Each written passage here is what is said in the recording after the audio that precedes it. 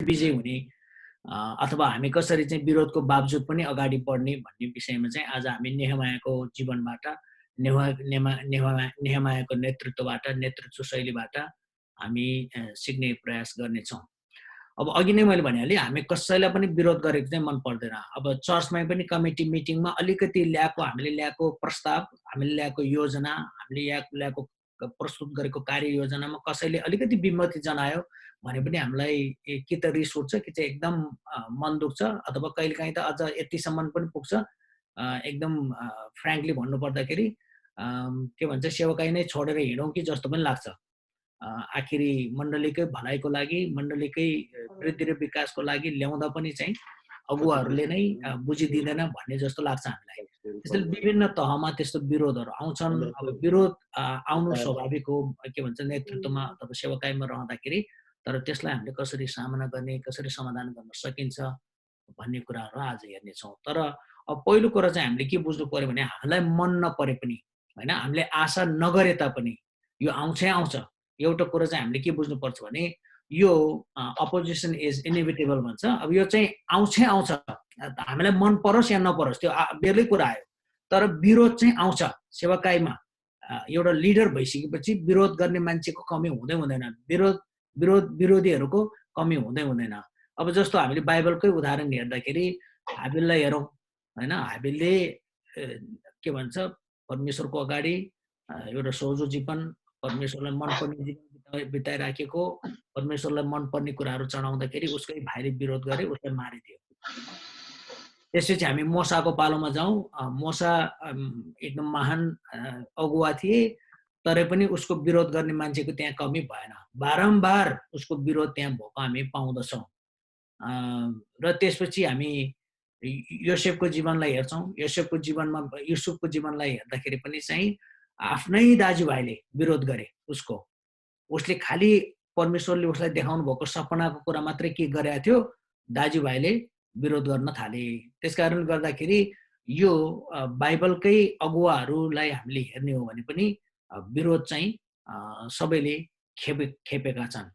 त्यसपछि दाउदको कुरा गरौँ। दाउदको कुरा हिजै मात्रै हामीले हेऱ्यौँ होइन, पास्टर मनोजले सिकाउनु भयो हामीलाई कसरी सावलले उसलाई मार्नै खोजे, अन्तिम घडीसम्म पनि पटक पटक उसलाई आक्रमण गर्न खोजे, खतम गर्न खोजे। त्यसपछि हामी दानियलमा हेर्छौँ। दानियल एकदमै आफ्नो के भन्छ काममा, जिम्मेवारीमा आफ्नो परमेश्वरप्रति समर्पित हुँदाहुँदै पनि उसका समकक्षीहरूले, उसका सहकर्मीहरूले कसरी चाहिँ उसलाई अप्ठ्यारोमा पारौँ भनेर डाहाले जलेर चाहिँ उसलाई फेरि परमेश्वरको कुरामा फन्दामा पारेर फसाएको घटना हामी त्यहाँ पाउँछौँ। त्यति मात्र होइन, हाम्रो प्रभु यीशुलाई नै हेरौँ। सुरुदेखि नै उहाँको सेवाकाई जब सुरु भयो अनि सुरुदेखि नै यो विरोधको क्रम सुरु हुँदा हुँदा हुँदा हुँदा त्यो विरोधको क्रमले उहाँलाई मृत्युमा टाङ्नेसम्म पुर्याएको त्यो भनौँ न हामी पाउँछौँ। प्रभु यीशुकै जीवनमा पनि विरोध नआएको होइन, धेरै थिए त्यहाँ विरोध गर्नेहरू, विशेष गरी फरिसी सदुकीहरू। त्यसपछि हामी पौललाई हेरौँ। पौल पनि त्यही नयाँ करारको एउटा के भन्छ महत्त्वपूर्ण अगुवाहरूमध्ये एक, उसले पनि चाहिँ जब ऊ चाहिँ प्रभु यीशु ख्रीष्टमा भर्खर विश्वास गरेर प्रचार मात्र गर्न थालेको थियो। हिजोसम्म चाहिँ प्रभुलाई विश्वास गर्नुभन्दा अगाडि चाहिँ ऊ अरूलाई सताउने, अरूको विरोध गर्ने थियो। तर तत्काल उसले सेवकाई सुरु गर्ने बित्तिकै उसलाई मार्न खोजे मानिसहरूले, यहाँसम्म कि दमस्कसका चेलाहरूले उसलाई एउटा टोकरीमा हालेर चाहिँ खसालेर चाहिँ भगाउनु पर्यो। अनि त्यसले के देखाउँछ भने विरोध आउँछै आउँछ सेवकाईमा, त्यसको विकल्प छैन। त्यसलाई चाहिँ हामीले सामना गर्नुपर्छ र सामना गर्ने मात्रै होइन, समाधान गर्नुपर्छ। अब हामी चाहिँ आज के भन्छ यो दानियलको पुस्तकबाट, दानियलको जीवनबाट चाहिँ यो के भन्छ विरोध आउँदाखेरि कसरी हामीले त्यसलाई सामना गर्ने र समाधान गर्ने भन्ने कुराहरू सिक्नेछौँ। अब दानियलको कुरा के भन्छ नेहमायाको माफ गर्नुहोस्, नेहमायाको कुरा गर्दाखेरि चाहिँ अब नेहमाया चाहिँ प्रवासमा छ भनौँ न, अहिले भन्दाखेरि होइन, प्रवासमा छ, बेबिलोनमा छ। अनि ऊ चाहिँ राजाको दरबारमा राजालाई दागमध्ये टक्राउनेहरूको अफिसर छ। अनि त्यहाँ ऊ बस्दै गर्दाखेरि चाहिँ यहुदाबाट केही मानिसहरू आउँछन्।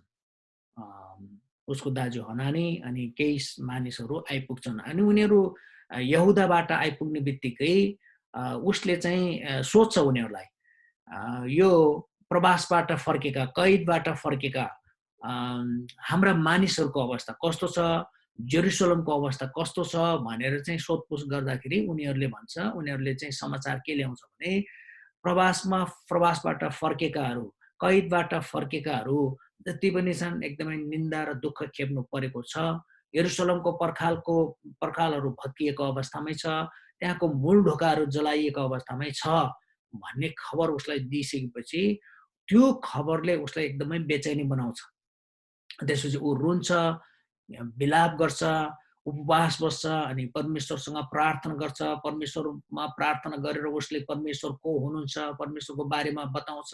आफ्नो प्रार्थनामा परमेश्वरलाई नै सम्झाउँछ फेरि परमेश्वर को हुनुहुन्छ भनेर। अनि त्यसपछि परमेश्वरले के प्रतिज्ञा गर्नुभयो, यदि यसरी आज्ञा पालन गर्यो भने त्यस्ताहरूलाई फेरि परमेश्वरले बटुल्नु हुनेछ, तर आज्ञा पालन नगर्दाखेरि छरपष्ट पार्नु हुनेछ। ती सबै कुरा भनेर आफ्नो पाप, आफ्नो घरानाले गरेको पाप, यद्यपि ऊ संलग्न थिएन, ऊ त प्रवासमा थिए, बेबिलोनमा थिए, तैपनि उसले सबै कुरा स्वीकार गरेर परमेश्वरसँग बिन्ती गर्छ कि प्रभु मलाई चाहिँ आज यो मेरो बिन्ती सुन्नुहोस् भनेर भन्छ। अनि एक दिन 4 महिनापछि त्यो खबर पाएको 4 महिनापछि चाहिँ ऊ राजा कहाँ जान्छ। अनि राजा कहाँ जाँदाखेरि चाहिँ उसले दागमध्ये टक्राउँछ। दागमध्ये टक्राउनलाई जाँदाखेरि राजाले उसको अनुहार देख्छ अनि ऊ चाहिँ एकदम उदास देखियो। अनि राजाले चाहिँ उसलाई भन्छ किन त चाहिँ उदास देखिन्छस्, अब त बिरामी छैनस् तैपनि त उदास देखिएको छ, तेरो हृदयमा केही शोक केही कुरा हुनुपर्छ भनेर राजाले भनिसकेपछि उसले भन्छ, ऊ डराउँछ पनि राजाको अगाडि। अनि उसले भन्छ मेरो पिता पुर्खाहरूको ठाउँ त्यसरी ध्वस्त भएको अवस्था छ भने मेरो अनुहार कसरी उज्यालो हुन्छ महाराज भनेर भन्छ। अनि भनिसकेपछि उसले के भन्छ, राजाले त्यसो भए मैले के गरौँ त तेरो निम्ति भनेर भन्दा उसले परमेश्वरसँग प्रार्थना गरेर उसले भन्छ यदि तपाईँको निगाह भयो भने मलाई चाहिँ समय दिनु पर्यो, म चाहिँ गएर जेरुसलमको पर्खाल निर्माण गर्नु पर्यो, त्यहाँका मानिसहरू दुःख पाएका मानिसहरूलाई सहायता गर्नु पर्यो भनेर भन्छ। अनि भनिसकेपछि त्यसपछि परमेश्वरले यस्तो अचम्मको काम गर्नुहुन्छ कि त्यो राजाको हृदयमा काम गर्नुहुन्छ र त्यसपछि चाहिँ त्यो राजाले चाहिँ अर्थशास्त्र राजाले खालि उसलाई समय मात्रै दिँदैन तर उसलाई सुरक्षाको लागि मानिसहरू खटाइदिन्छ। सुरक्षा मात्रै होइन, त्यो निर्माण गर्नको लागि चाहिने सामग्री समेत दिएर पठाउँछ। समय अनि सुरक्षा र सामग्री सहित दिएर पठाउँछ। अनि उसले भन्छ नेहमायाले भन्छ कि परमप्रभुको कृपालु हात म माथि रहेको कारणले गर्दाखेरि राजाले यो काम गरे। अनि एजरा र नेहमाया दुवैजनाले यो कुरा चाहिँ एकदम स्वीकार गर्छ कि जे कुरा उनीहरूको जीवनबाट परमेश्वरले गर्नुभयो, जे कुरा इजरायलीहरूको निम्ति परमेश्वरले गर्नुभयो, ती सबै कुरा परमेश्वरको अनुग्रहको हात उनीहरूमाथि भएको कारणले हो भनेर भन्छ। अनि त्यसपछि जब ती सबै कुरा बन्दोबस्त भइसकेपछि चाहिँ ऊ चाहिँ जेरुसलममा जान्छ। अब परमेश्वरले उसको हृदयमा जब त्यो खबर उसले पाउँछ यरुसलमको हालत र के भन्छ कैदबाट फर्केका मानिसहरूको दुःख जब उसले सुन्छ अनि परमेश्वरले एउटा उसलाई दर्शन दिनुहुन्छ। अनि त्यो दर्शन चाहिँ त्यो जेरुसलमको पर्खाल निर्माण गर्ने, त्यहाँको मूल ढोकाहरू फेरि पुनर्स्थापना गर्ने र मानिसहरूलाई फेरि पनि परमेश्वरतिर फर्काउने त्यो दर्शन परमेश्वरले दिनुहुन्छ। उसको हृदयमा त्यो कुरा राखिदिनुहुन्छ र त्यो कुरा पुरा गर्नलाई ऊ दर्शन पुरा गर्नको लागि एउटा दर्शन बोकेर जेरुसलममा फर्कन्छ। अब जेरुसलममा फर्किसकेपछि जब ऊ जेरुसलममा सुरु पुगेपछि त्यहाँनिर फेरि अब हामी त्यहाँ देख्छौँ उसले काम सुरु गर्दाखेरि त्यहाँ चाहिँ उसले विरोध खेप्नु परेको कुराहरू हामी त्यहाँ पाउँछौँ। अब हामी चाहिँ यो के भन्छ विरोधको सिलसिला कसरी अगाडि बढ्छ त्यो कुरा हेर्नेछौँ। अब यहाँ 3 जना विशेष रोल खेलेको व्यक्तिहरू छन्, तोबिया, सनबलत र गेशेम भन्ने। अनि यिनीहरू चाहिँ वास्तवमा परमेश्वरको कामको लागि साह्रो ठुलो भिलेनको रोल खेल्छ यहाँ। अनि यिनीहरू 3 जनाले कसरी नेहेमायाको विरोध गर्छ र कसरी उनीहरूको उसको विरुद्धमा, उसको कामको विरुद्धमा, उसको भिजनलाई नाश गर्ने, उसको भिजनलाई तुहाउने, उसको दर्शनलाई तुहाउने प्रयास गर्छ, हामी त्यो कुराहरू हेर्नेछौँ।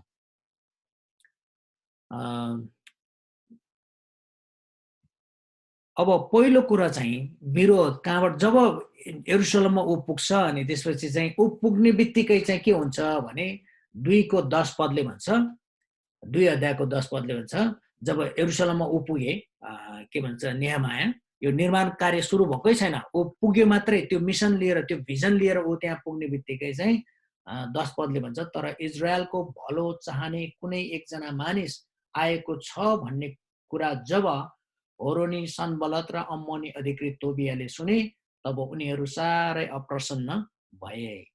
अब यो विरोध चाहिँ मनबाट सुरु भएको देखिन्छ। यहाँ चाहिँ अप्रसन्न होइन, बेखुसी भए। यहाँ 2 जना मानिसहरू, होरोनी, सनबलत र अम्मोनी अधिकृत तोबिया, दुवैजना जब यरुशलेममा नेहेमाया आइपुग्यो एउटा दर्शन लिएर, एउटा भिजन लिएर, परमेश्वरको मन्दिर, परमेश्वरको सहर निर्माण गर्नको निम्ति, परमेश्वरको सहर र मानिसहरूलाई सहायता गर्नको निम्ति भलो चाहने व्यक्ति आइपुग्यो भनेर भन्ने बित्तिकै चाहिँ उनीहरू एकदमै अप्रसन्न भए, बेखुसी भए। हामीले सेवाकाई गर्दाखेरि, हामी सेवामा उत्रदाखेरि बेखुसी हुने, अप्रसन्न हुने मानिसहरू प्रशस्तै हुन चाहन्छन्, हुन सक्छन् होइन, हुन्छ।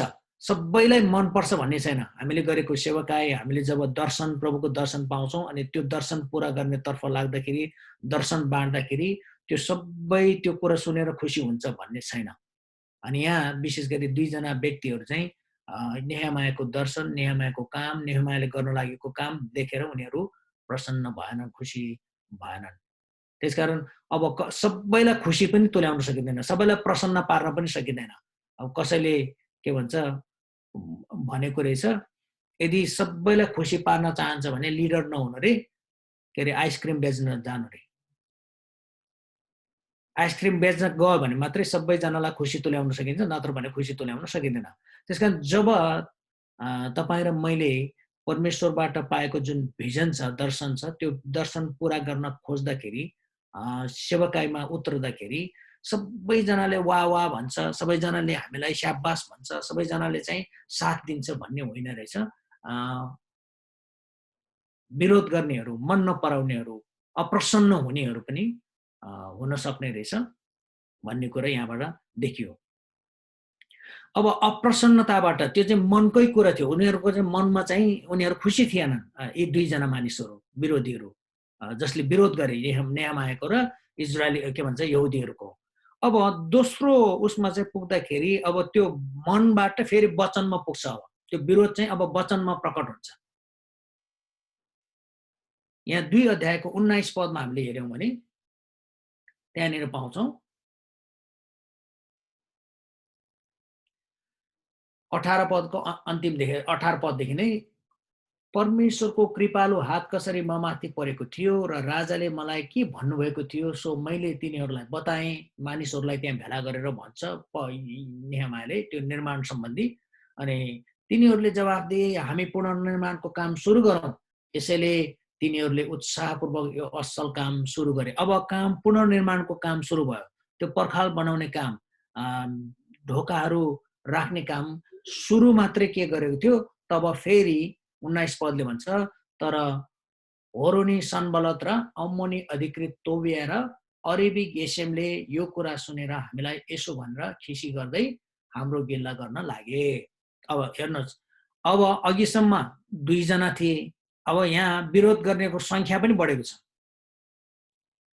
अघि चाहिँ मनमा मात्रै त्यो विरोध पनि अब चाहिँ वचनमै आउन थाल्यो होइन, मुखबाट वचनबाट प्रहार गर्न थाल्यो। अनि खिसी गर्दै हाम्रो गिल्ला गर्न लागे। के भनेर गिल्ला? तिमीहरूले के गरिरहेछौ? के यो राजाको विरुद्धमा गरेको विद्रोह होइन र भनेर खिसी गर्दै गिल्ला गर्न थाले। अब अघिसम्म मनमा भएको विरोध अब मुखबाट आउन थाल्यो, वचनमा आउन थाल्यो।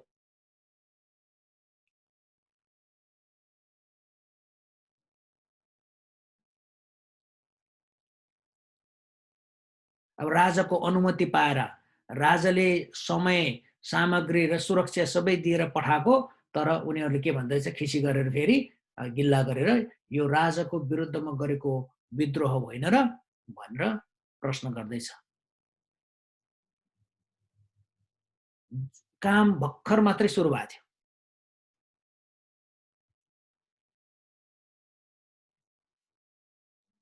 त्यति मात्र होइन, अझ फेरि हामी 4 अध्यायमा गयौँ भने अब त्यसपछि चाहिँ हामीले हेऱ्यौँ भने फेरि के भन्छ 3 अध्यायमा चाहिँ पुरा हो छोरी मान्छेदेखि लिएर पुजारीदेखि लेवीदेखि लिएर सबै मानिसहरू लागि पर्छन् यो निर्माण के भन्छ निर्माण कार्यमा। सबैजना लागेर आफ्नो जिम्मेवारी वहन गर्दै के भन्छ त्यहाँ नेहमायाले भाग लगाइदिन्छ, सबैलाई डिपार्टमेन्ट छुट्याइदिन्छ, यहाँदेखि यहाँसम्म फलानाले बोलाउने भनेर सबैजना एकदम उत्साहका साथ दिलो ज्यानले चाहिँ त्यो पुनर्निर्माणको कार्यमा लागिराखेको बेलामा फेरि यिनीहरू आउँछ। नेहमाया 4 अध्यायमा हामीले हेऱ्यौँ भने जब हामीले पर्खालको पुनर्निर्माण गरिरहेका कुरा सनबलदले सुने तब उनी साह्रै क्रोधित भए।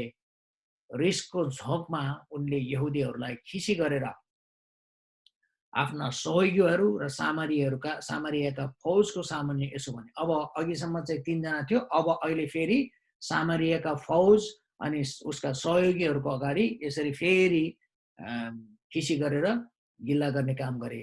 यी निर्बल यहुदीहरू के गर्दैछन्? फेरि उनीहरूको मनोबल घटाउनको लागि उनीहरूको मनोबल माथि त्यत्रो लागि परेका छन् के भन्छ पुनर्निर्माणको काममा, उनीहरूलाई चाहिँ दुर्बल तुल्याउनको लागि फेरि त्यहाँ निर्बल यहुदीहरू के गर्दैछन् भनेर प्रश्न गर्छ। के तिनीहरूले आफ्नो पर्खालको पुनर्निर्माण गर्नेछन्?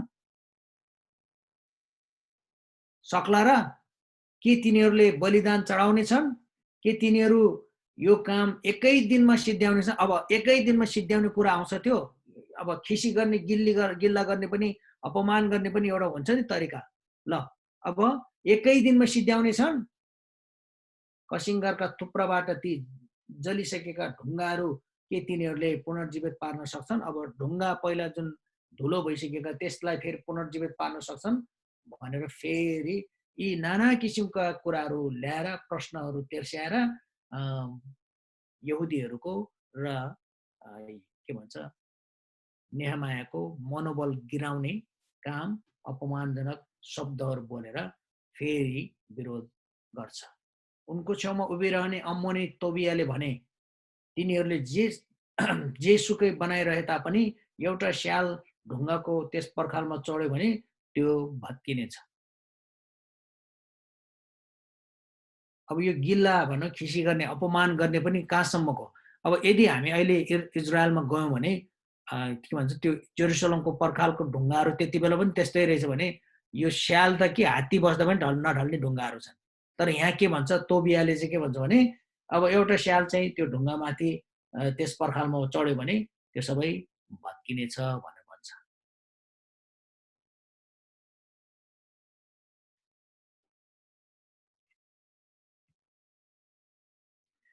अब त्यो वचनमा त्यसो गरेर पुगेन फेरि, होइन? त्यसो गर्दाखेरि पुगेन उनीहरूलाई, अझै पुगेन। त्यो वचन पहिला मनमा थियो, त्यसपछि वचनमा आयो, मुखमा आयो, अनि त्यसपछि अब त्यसले पनि नभएपछि चाहिँ अब उनीहरूले के गर्छ भने यी विरोधीहरूले, विरोध गर्नेहरूले के गर्छ भने आक्रमणको योजना बनाउँछ। अनि आक्रमणको योजना हामीले 7 देखि 9 पदमा हेऱ्यौँ भनेदेखि 7 पदमा भन्छ 4 को 7 मा, तर जब सनबलत, तोबिया, अरबीहरू, अम्मोनीहरू र अस्दोदीहरूले यरुसलमको पर्खालको नयाँ कामको खुब प्रगति भएको छ र पालहरू पुरिँदै छन् भनी सुने तब उनीहरू साह्रै रिसाए। अब फेरि हामीले हेऱ्यौँ भने यो के भन्छ विरोधको के भन्छ प्रकृति मात्र होइन, विरोध गर्नेको सङ्ख्या पनि बढ्दै गएको हामी पाउँछौँ यहाँ आइपुग्दाखेरि। अनि यहाँ आएर चाहिँ साह्रै रिसाए उनीहरू, अनि उनीहरू सबै आएर यरुशलेमलाई आक्रमण गरी खलबल पार्न भेला हुने महत्त्व गरे। अब चाहिँ आक्रमण नै गर्ने योजना बनाउँछ उनीहरूले।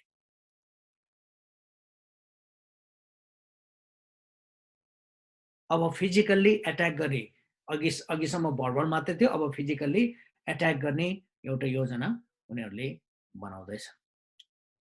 जब त्यसो भएपछि चाहिँ के भयो भने त्यसले फेरि आन्तरिक रूपमा पनि असर पार्यो। 10 पदमा हामीले हेरौँ भने यसै बिचमा यहुदाका मानिसहरूले भने मजदुरहरूको बल घट्दै जाँदैछ र कसिङ्गरहरू थुप्रै छन्, हामी आफैले कहिल्यै यस प्रकारको पुनर्निर्माण गर्न सक्ने छैनौँ। अब यहुदीहरूकै बिचमा है, त्यहीँकै यहुदाकै मानिसहरूको बिचमा पनि अब कोही मानिसहरू त यसो भन्न थाले, ल हेर्नुहोस् मजदुरहरूको बल घट्दै जाँदैछ, अब हामी सक्दैनौँ होला, हामीले यो काम गर्न सक्दैनौँ, हामीले पुनर्निर्माणको कार्य सम्पन्न गर्न सक्दैनौँ, यो दर्शनलाई हामी पुरा गर्न सक्दैनौँ।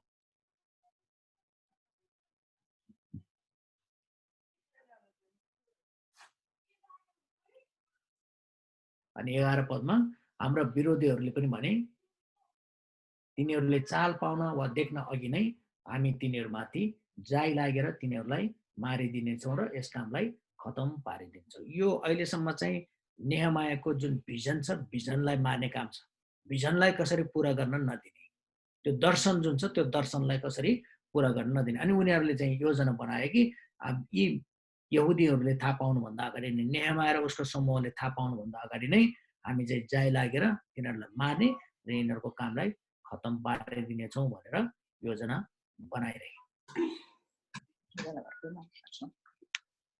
अब उनीहरूका बिचमा बस्ने यहुदीहरू आए र तिनीहरूले हामीलाई 10औं पल्ट यसो भनेर चेतावनी दिए, तपाईहरू जता फर्कनु भए पनि हरेक ठाउँबाट उनीहरूले हामीलाई आक्रमण गर्नेछ। ल हेर्नु 10 पटक भएछ, आएर भनेकै छ होइन, यो काम नगरौँ, यो सक्दैनौँ, हामीले जसो गरे पनि उनीहरूले के गर्छ, आक्रमण गर्नेछ भनेर मानिसहरू एकदम के भन्छ हरेस खाइसकेको मानिसहरू आएर चाहिँ के भन्छ नेहमायालाई भन्छ।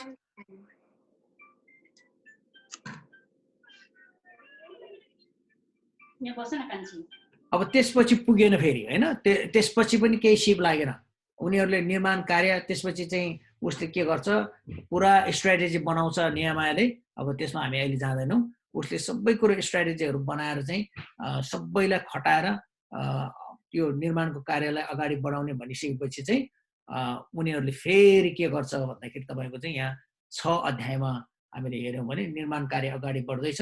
अनि 6 अध्यायमा पुग्दाखेरि फेरि 6 अध्यायको हामी 1 देखि हेऱ्यौँ भने मैले पर्खालको पुनर्निर्माण गरिसकेको र त्यसमा एउटै पनि पाल नरहेको खबर सनबलत, तोबिया र अरेबी गेसेम र हाम्रा अरू बाँकी शत्रुहरूका कानमा पुग्यो।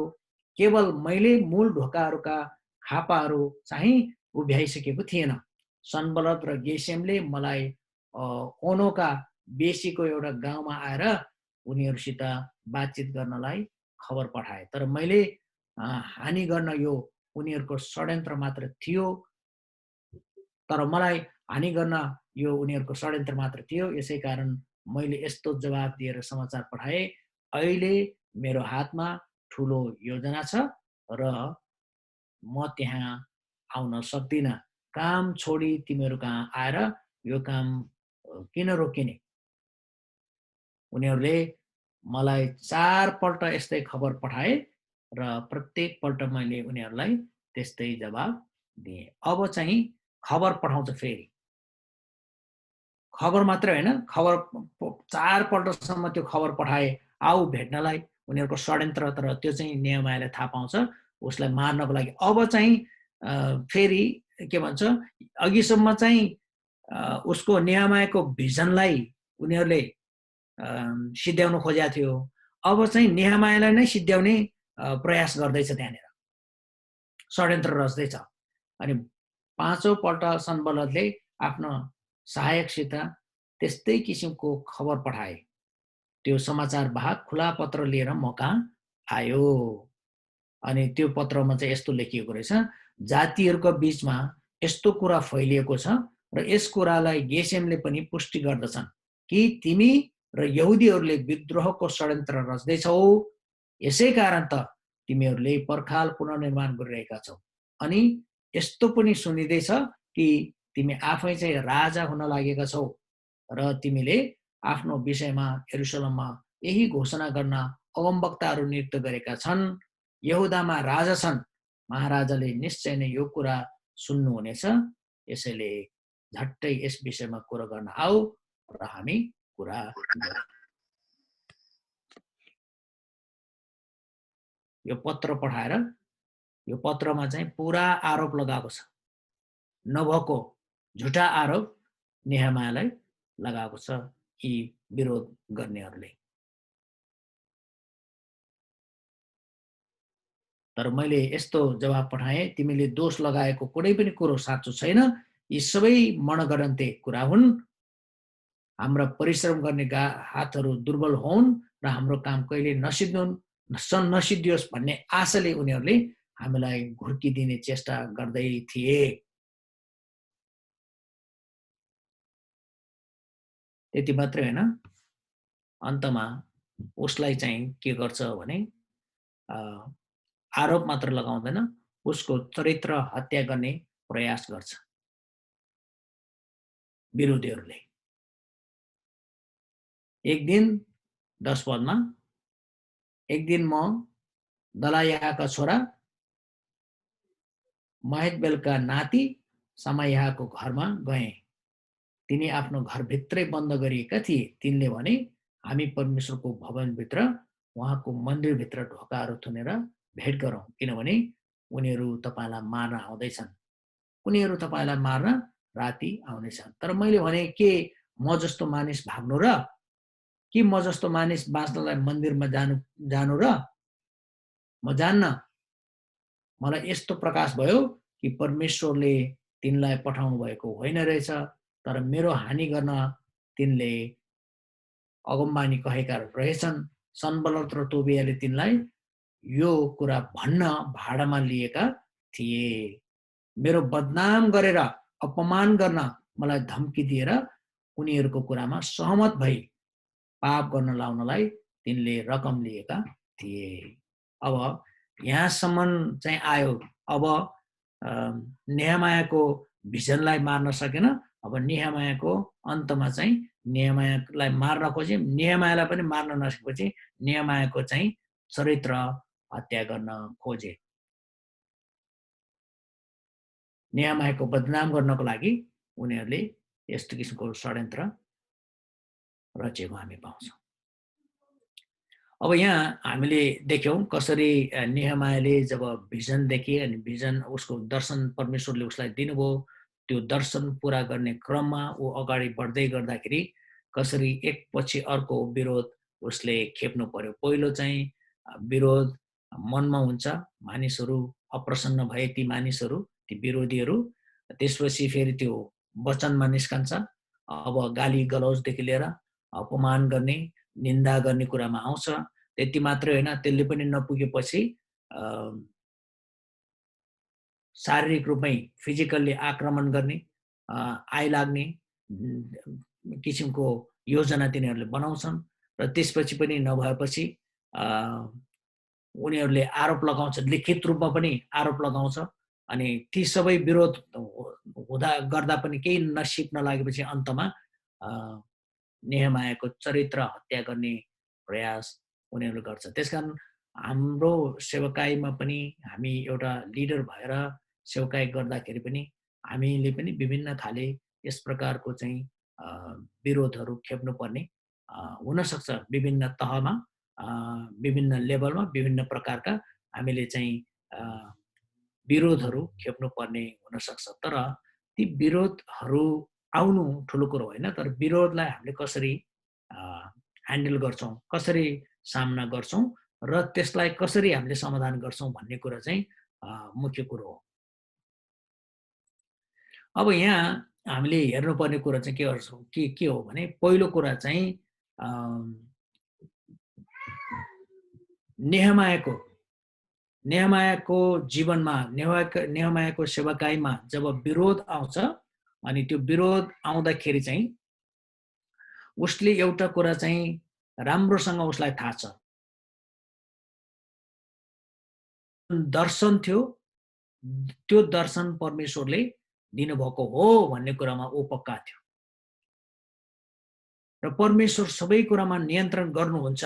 यो घरिघरि जति पटक विरोध आएको छ हामीले त्यहाँ हेऱ्यौँ भनेदेखि चाहिँ हरेक पटक नेहमाया चाहिँ परमेश्वर कहाँ गएको छ, हामी त्यो कुरा त्यहाँनिर देख्छौँ। त्यसकारण भिजन चाहिँ जब परमेश्वरले भिजन दिनुहुन्छ भने त्यो परमेश्वरले दिनुभएको भिजन परमेश्वरले पुरा गर्नुहुन्छ।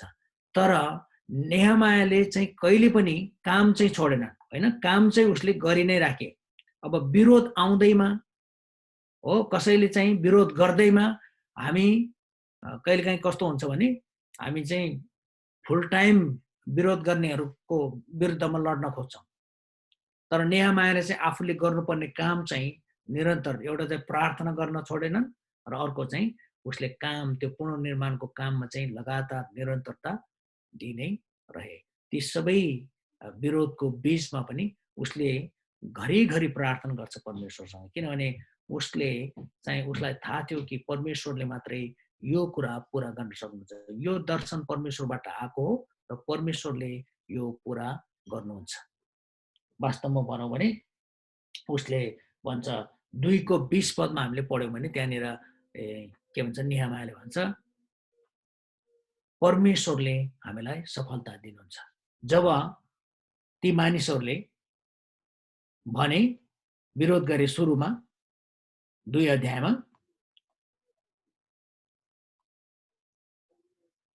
उन्नाइस पदमा, तर होरोनी, सनबलत र अम्मोनी अधिकृत टोबिया र अरबी गेसेमले यो कुरा सुनेर हामीलाई यसो भनेर खिसी गर्दै हाम्रो गिल्ला गरेर लागे, तिमीहरू के गरिरहेछौ?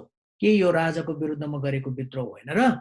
अनि यसरी उनीहरूले विरोध गर्दाखेरि नेहमायाको जवाब छ, तर मैले उनीहरूलाई यो जवाब दिएँ, स्वर्गका परमेश्वरले हामीलाई सफल तुल्याउनुहुनेछ। परमेश्वरले दिनुभएको दर्शनमा परमेश्वरले सफलता दिनुहुन्छ। यो कुरामा एकदम पक्का थियो नेहमाया चाहिँ, किनकि उसको दर्शन जुन छ, उसले जुन दर्शन पाएको थियो यरुशलेमको पर्खाल पुनर्निर्माण गर्ने अनि त्यो चाहिँ मानिसहरूको निन्दा हटाउने, त्यो चाहिँ परमेश्वरबाट आएको, परमेश्वरले उसको हृदयमा राखिदिनु भएको कुरा थियो भन्ने कुरा उसलाई पक्का थाहा थियो र त्यसले गर्दाखेरि उसलाई थाहा थियो कि यसको सफलता चाहिँ परमेश्वरबाट आउँछ र परमेश्वरले सफलता दिनुहुन्छ। त्यसकारण जब जब विरोध आए ऊ चाहिँ परमेश्वरमा शरण लिन्छ, परमेश्वर कहाँ जान्छ, तर अर्कोतिर आफ्नो काम चाहिँ उसले रोक्दैन। 4:6 पदले भन्छ,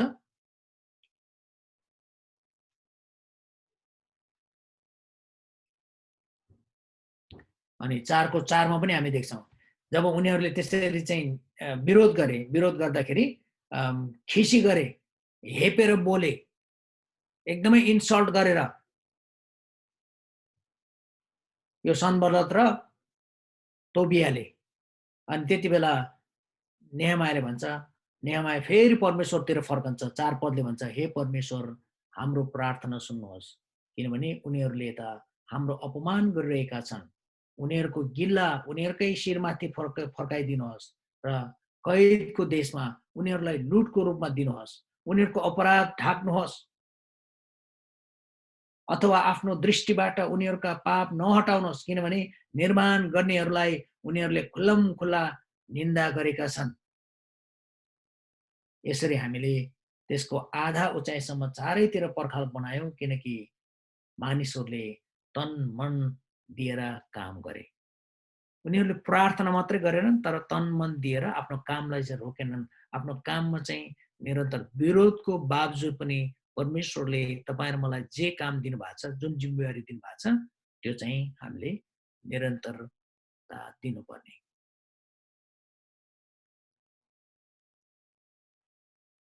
अनि तल पनि तपाईँले देख्नुहुन्छ 9 पदमा पनि हैन। फेरि सनबलद र तोबिया अरबियाहरू सबैले चाहिँ जब त्यो के भन्छ योजना बनाउँछ आक्रमण गर्ने, अब चाहिँ आक्रमण नै गर्ने, जेरुसलमको विरुद्धमा जाय लाग्ने जुन किसिमको योजना बनाउँछ त्यहाँनिर षड्यन्त्र रच्छ। अनि त्यति बेला नेहमायाले फेरि 9 पदमा भन्छ, तर हामीले हाम्रा परमेश्वरको प्रार्थना परमेश्वरसँग प्रार्थना गर्यौं र रात दिन उनीहरूको विरुद्धमा पहरा बस्यौं। फेरि नेहमाया चाहिँ परमेश्वरतर्फ फर्कन्छ, परमेश्वरमा उसले आड लिन्छ। अब नेहमायाले मात्रै यो कुरा चाहिँ बुझेको देखिन्छ, मानिसहरूले बुझेनन्। त्यहाँ 10 पदमा हामी देख्छौँ, यसै बीचमा यहुदाका मानिसहरूले भने मजदुरहरूको बल घट्दै जाँदैछ र कसिङ्गरहरू थुप्रै छन्, हामी आफैले कहिल्यै यस पर्खालको पुनर्निर्माण गर्न सक्ने छैनौँ। यहाँ अन्तिम खण्ड चाहिँ विशेष गरी महत्त्वपूर्ण छ। मानिसहरूले के भन्यो भने हामी आफैले कहिल्यै यस पर्खालको पुनर्निर्माण गर्न सक्ने छैनौँ। वास्तवमा हो, तर नेहमायालाई चाहिँ के थाहा थियो भने यो हामीले आफ्नो बल आफ्नो शक्तिले मात्रै यो पुनर्निर्माण कार्य सक्दैनौँ, यसमा परमेश्वरको हात रहनुपर्छ। यो परमेश्वरले दिनुभएको भिजन हो र परमेश्वरले यो पुरा गर्नुहुन्छ। परमेश्वरको सहायता बिना, परमेश्वरको के भन्छ संलग्नता बिना यो सम्भव छैन भन्ने कुरा नेहमायाले बुझेका थिए। तर मानिसहरूले चाहिँ परमेश्वरको तर्फबाट हेरेनन्, उनीहरूको तर्फबाट मात्रै हेरे। त्यसकारण प्रार्थना जब जब विरोध आउँछ अनि परमेश्वरलाई हामीले बिर्सनु हुँदैन। परमेश्वर कहाँ हामी जाने र आफूलाई दिएको जिम्मेवारी चाहिँ गरी पुरा गरिराख्ने। अब अर्को चाहिँ यस्ता कुराहरू आउँछन्, जब विरोध आउँछ, विरोध आइसकेपछि अघि यहाँ नेहमायाको समयमा जस्तै मानिसहरू आउनेछन्।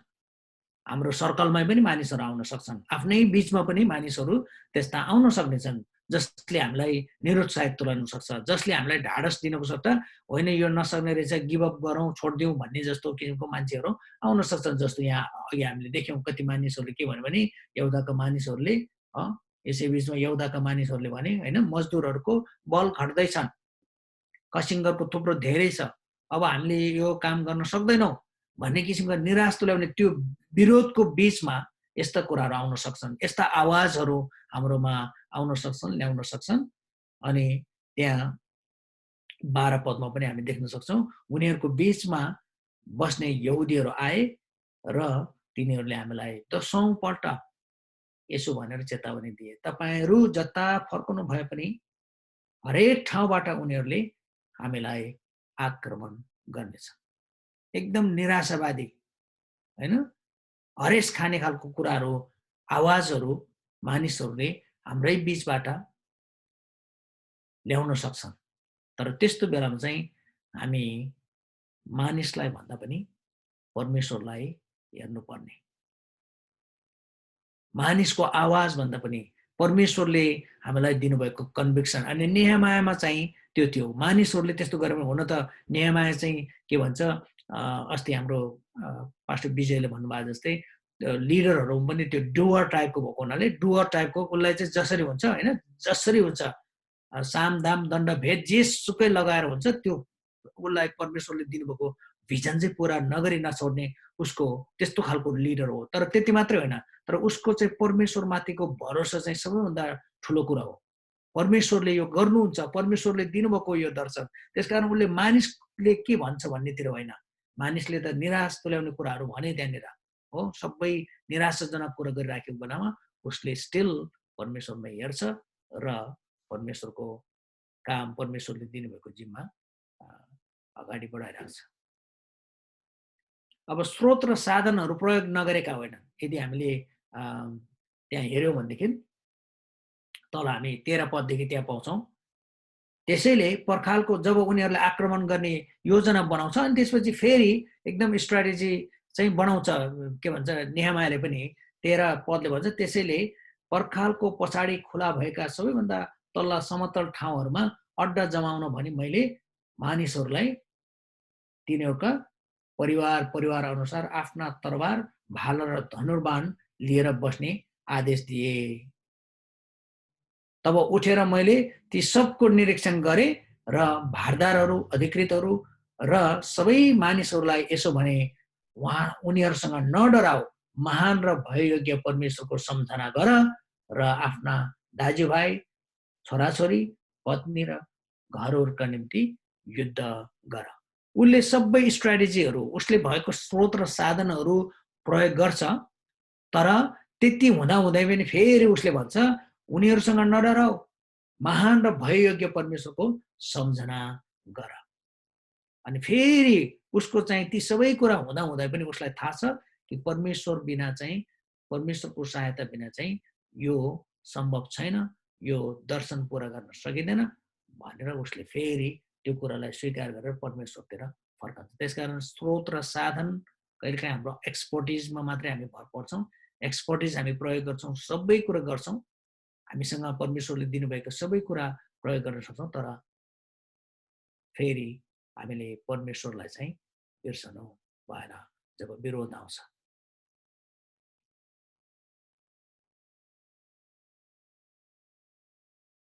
अब 16 पददेखि हामीले हेऱ्यौँ भने काम छोड्दैनन् उनीहरूले। त्यस दिनदेखि उसो मेरो अधीनमा भएका आधा मानिसहरू चाहिँ निर्माण गर्ने काममा लागे र अर्को आधा चाहिँ आफ्ना भाला, ढाल, धनु र झिलम लिएर लाएर तयार भइरहे। अब हेर्नुहोस्, अब उनीहरूले जब आक्रमण गर्न थाल्ने भइसकेपछि चाहिँ नेहेमायाले अर्कै स्ट्राटेजी बनाउँछ। आधा मानिसहरू चाहिँ काम गर्ने, आधा मानिसहरू चाहिँ केही गरी आक्रमण गरेको खण्डमा सुरक्षाको लागि खटाए। तर उसले काम चाहिँ छोडेनन्। विरोध गर्यो भन्दैमा, विरोध आयो भन्दैमा विरोधको पछि लागेर, कामै छोडेर विरोधको पछि लाग्यो भने चाहिँ दर्शन पुरा हुँदैन। तर उसले काम चाहिँ कामलाई चाहिँ निरन्तरता दिन्छ। अनि उसले फेरि भन्छ 20 पदमा भन्छ नेहेमायाले, जहाँ तुरै बच्छ त्यहाँ हामीसित भेला हौ र हाम्रा परमेश्वरले हाम्रो निम्ति युद्ध गर्नुहुन्छ। यो सबै तयारी गर्दा गर्दै पनि, यी सबै स्ट्राटेजीहरू प्रयोग गर्दा गर्दै पनि नेहेमायाले के कुरो चाहिँ बुझ्छ भने हाम्रो पक्षमा लड्ने चाहिँ परमेश्वर हुनुहुन्छ। यो काम चाहिँ परमेश्वरको सहायता बिना, परमेश्वरको संलग्नता बिना सम्भव छैन भन्ने कुरा उसले बुझ्छ। र त्यसैले उसले आफ्ना सबै कुरा गर्दा गर्दै पनि घरिघरि परमेश्वरमा ऊ फर्कन्छ र परमेश्वरमाथि उसले भरोसा राख्छ, त्यो विरोधको बिचमा पनि। अब अन्तमा ती सबै विरोधको बावजुद पनि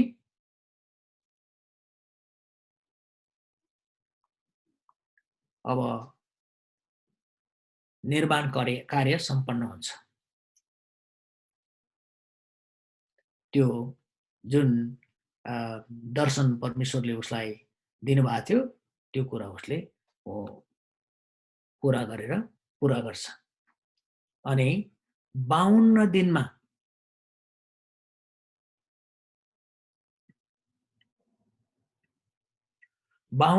चाहिँ त्यो पर्खाल निर्माण कार्य सकिन्छ र जब त्यो निर्माण कार्य सकेपछि चाहिँ सबै शत्रुहरू चाहिँ डराउँछन्। त्यहाँ वरिपरिका अरू जातिहरू सबै डराउँछन् र उनीहरूले उनीहरू किन डराए भन्दाखेरि उनीहरूले थाहा गरे कि यो चाहिँ परमेश्वरको सहायताद्वारा सम्पन्न भएको, परमेश्वरको काम चाहिँ उनीहरूले त्यसमा देख्छ। परमेश्वरले गर्नुभएको काम उनीहरूले देख्छ।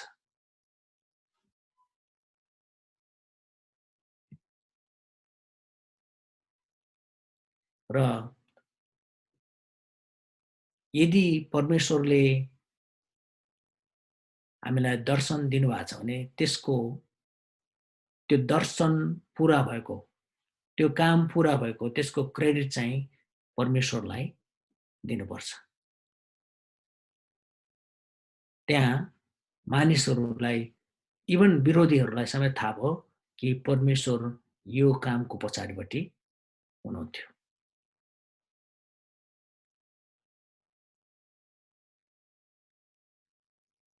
र हामीले अ,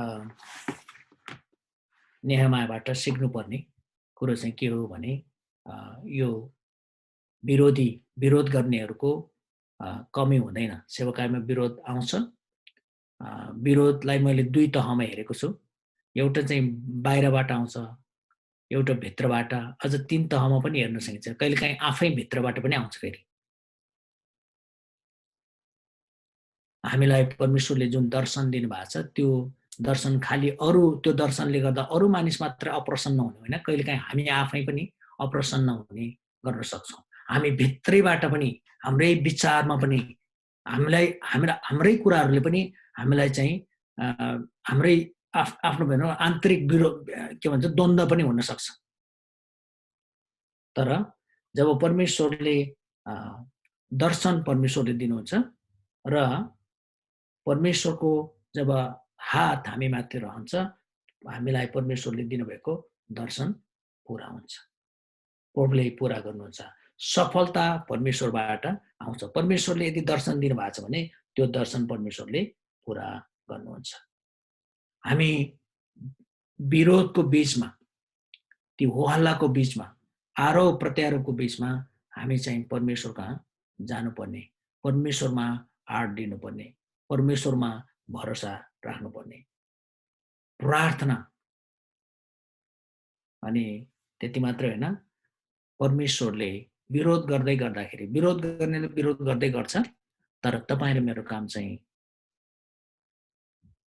त्यससँग फुल टाइम फाइट गर्नुभन्दा तपाईँ र म चाहिँ आफ्नो काम प्रभुले दिनुभएको जिम्मेवारी निरन्तर अगाडि बढाउने। र अर्को कुरा चाहिँ हामीले बुझ्नु पर्यो कि हामीले सेवकाई गर्दै जाँदाखेरि, हामीले नेतृत्व गर्दै जाँदाखेरि हाम्रै समूहमा, हाम्रै टिममा डिस्करेज गर्ने मानिसहरू हुन सक्छन्, हतोत्साहित भएका मानिसहरू हुन सक्छन्। कहिलेकाहीँ त्यो रियल पनि हुनसक्छ। बाहिरी दबाब, त्यो विरोध देखेर साँच्चीकै भएर पनि भनेको हुनसक्छ। तर त्यस्तो बेलामा मानिसको आवाज भन्दा पनि परमेश्वरको आवाज सुन्ने, परमेश्वरलाई सम्झने अनि परमेश्वरलाई फाइट गर्न दिने। जब विरोध आउँछ, हामी होइन तर नेहमायाले जस्तै परमेश्वरले न्याय गर्नुहुन्छ। परमेश्वर जान्नुहुँदछ कसरी चाहिँ कसलाई के गर्नुपर्ने भन्ने कुरा परमेश्वर राम्ररी जान्नुहुँदछ। त्यसकारण परमेश्वरको हातमा राख्ने, तर हाम्रो काम चाहिँ परमेश्वरले हामीलाई के जिम्मा दिनुभएको छ त्यो कुरा गर्ने।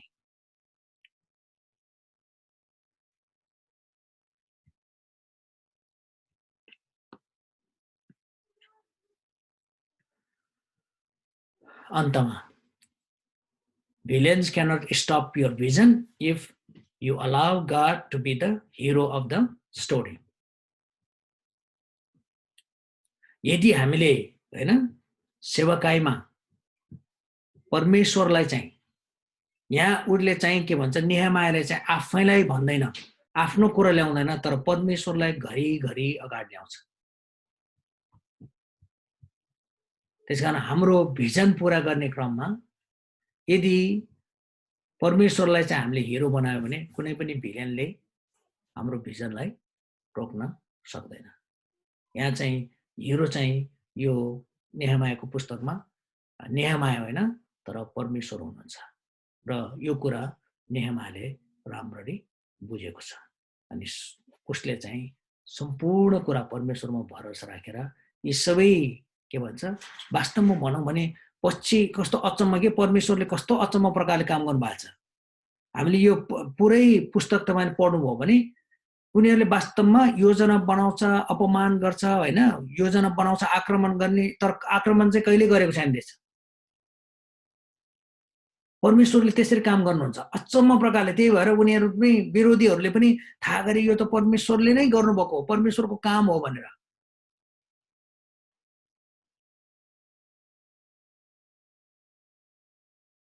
जब परमेश्वरले तपाईँ र मलाई कुनै सेवकाईको दर्शन दिनुहुन्छ भने उहाँले त्यो पुरा गर्नुहुन्छ।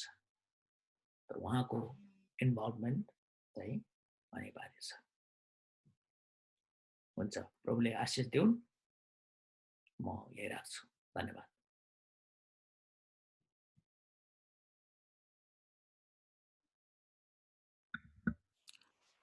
हुन्छ, हामी पास्टर निमा घिसिङज्यूलाई धेरै धन्यवाद दिन्छौँ। उहाँले नेहेमियाको जीवनबाट कसरी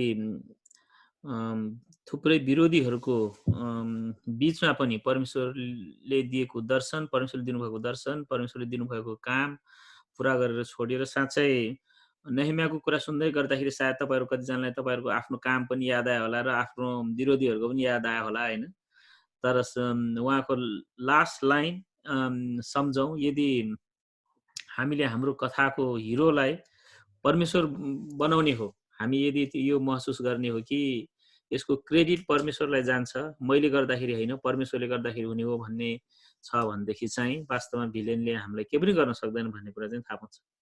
अब आफै क्रेडिट लिने हो भनेदेखि चाहिँ कहिलेकाहीँ भिलेन जित्न सक्छ कि भन्ने कुरा सायद हुनसक्छ होइन।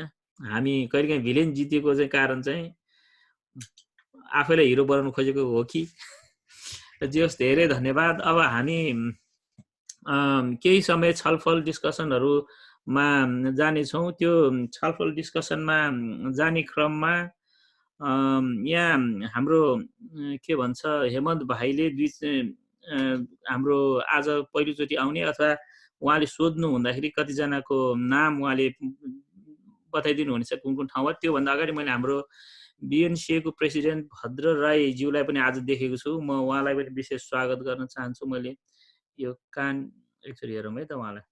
अनि ल उहाँको भिडियो म पिन गरिदिन्छु। ल पास्टर भद्र वेलकम, तपाईँ धेरै खुसी लाग्यो होइन। म अनम्युट गर्न सक्नुहुन्छ होला तपाईँले। पास्टर भद्र चाहिँ अब हामीले सबैले चिनेको, उहाँले नचिने त कोही पनि छैन होइन। एकदम व्यस्त मान्छे र एउटा खुसीको कुरा चाहिँ उहाँ टेक्सासमा हुनुहुन्थ्यो, धेरै टाढा। तर अब उहाँ म बसेको ठाउँबाट 1 घन्टाको नजिकमा उहाँ आउँदै हुनुहुन्छ होइन। अनि त्यो भएकोले गर्दाखेरि मलाई चाहिँ खुसी लागेको छ। अरूलाई त्यो टेक्सासको मान्छेले दुःख लाग्यो होला होइन, मलाई चाहिँ खुसी लागेको छ।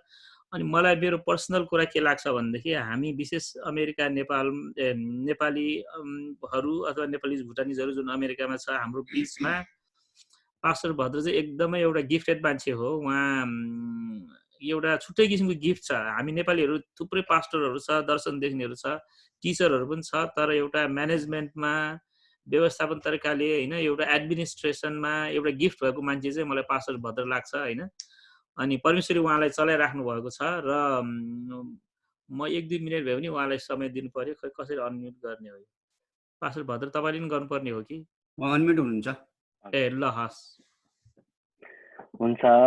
विशेष गरी आदरणीय पास्टर मनोजलाई अनि सम्पूर्ण यहाँ उपस्थित हुनुभएका पास्टर बाबुहरूलाई जय मसीह। म भद्रबाट अलिकति तपाईँहरूसँग लाइभमा यहाँ जुममा आउन नसके तापनि मैले कतिवटा रेकर्डेड भिडियोहरू हेर्ने मौकाहरू पाएँ। हाम्रो पास्टर विजयले सिकाउनु भएको कन्फ्लिक्टको विषयमा my way, our way, your way, half way भन्दा पनि सबैभन्दा ठुलो हाम्रो वे राम्रो कुराहरू छ। अनि यो हामी लिडरसिपमा यो कुराहरूलाई धेरै च्यालेन्ज गर्दै आएको कुराहरू। अनि हिजो पनि हामी डक्टर मनोजबाट हामीले सिक्दै थियौँ पावर र सावलको विषयमा।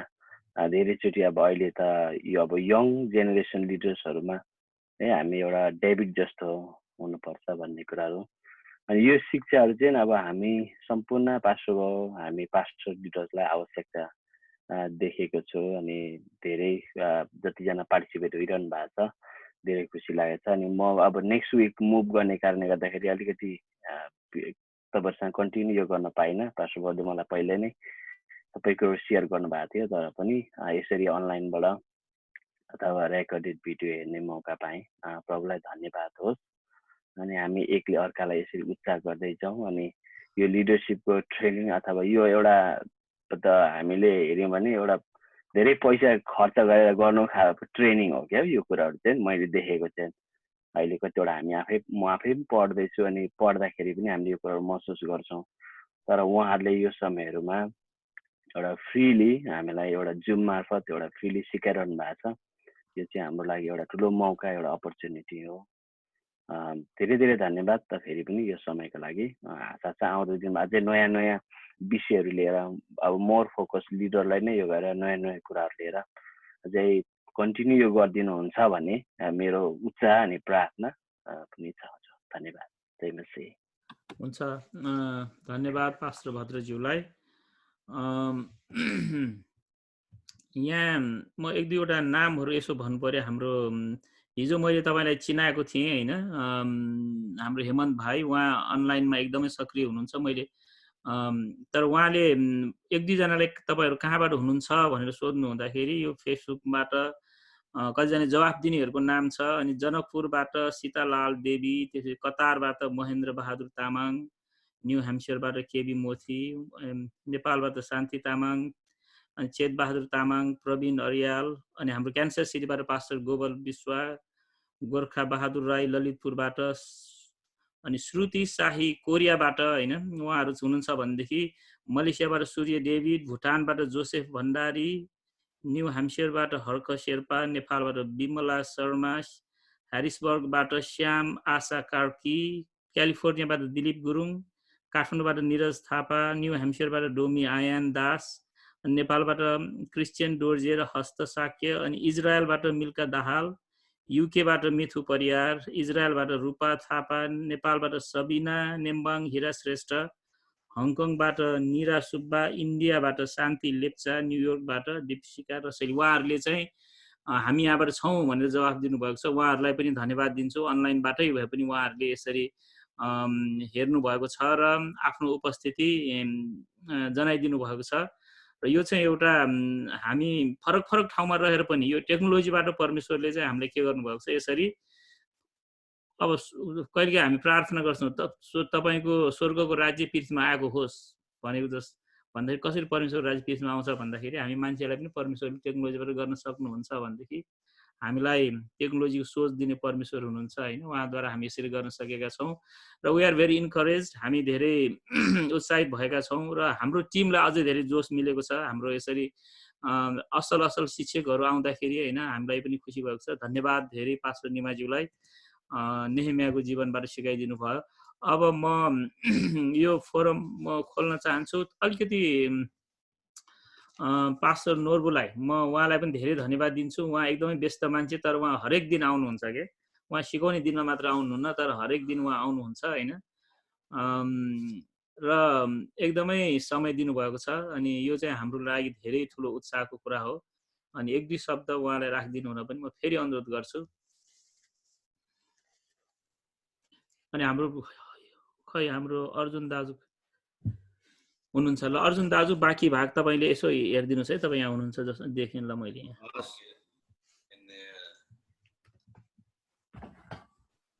म्युट हुनुहुन्छ पास्टर नोर्बु तपाईँ। ल हस्, अब ठिक छ ल। धन्यवाद एकदमै आदरणीय पास्टर निमा घिसिङज्यूलाई धेरै धन्यवाद। यो अति अहिले समसामयिक विषय हो र धेरै अगुवा पास्टरलाई चित्त दुख्ने अनि एकदमै निराशा हुने, राति सब के अरे ओछ्यानमा छटपट्टि लाग्ने, जोस जाँगर घुमेर जाने, नौ नारी खत्रक्क बनेर जाने, हाम्रो पुण्य गौतमको भाषामा हुने, तालु खङ्ग्रङ्गा हुने होइन।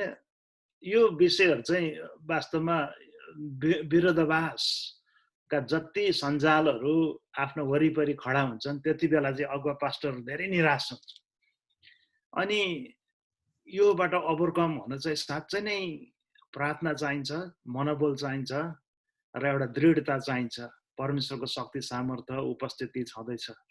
धेरै अगुवा पास्टर्सहरू नैराश्यबाट भएर गुज्रिनु र सेवकाई छोड्नु, अनि देख्दारी भएर जेसुकै होस् प्रभुले मलाई मुक्ति र उद्धार दिनुभएको छ, ठिकै छ, मैले गर्दा पनि भएन अब भन्ने प्रकारको गति छाडेर पछाडि हट्नु, यो प्रकारको विरोधले एकदमै हामीलाई वास्तवमा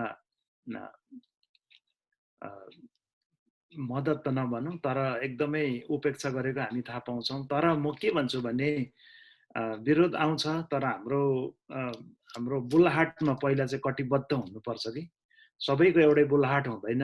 सबैले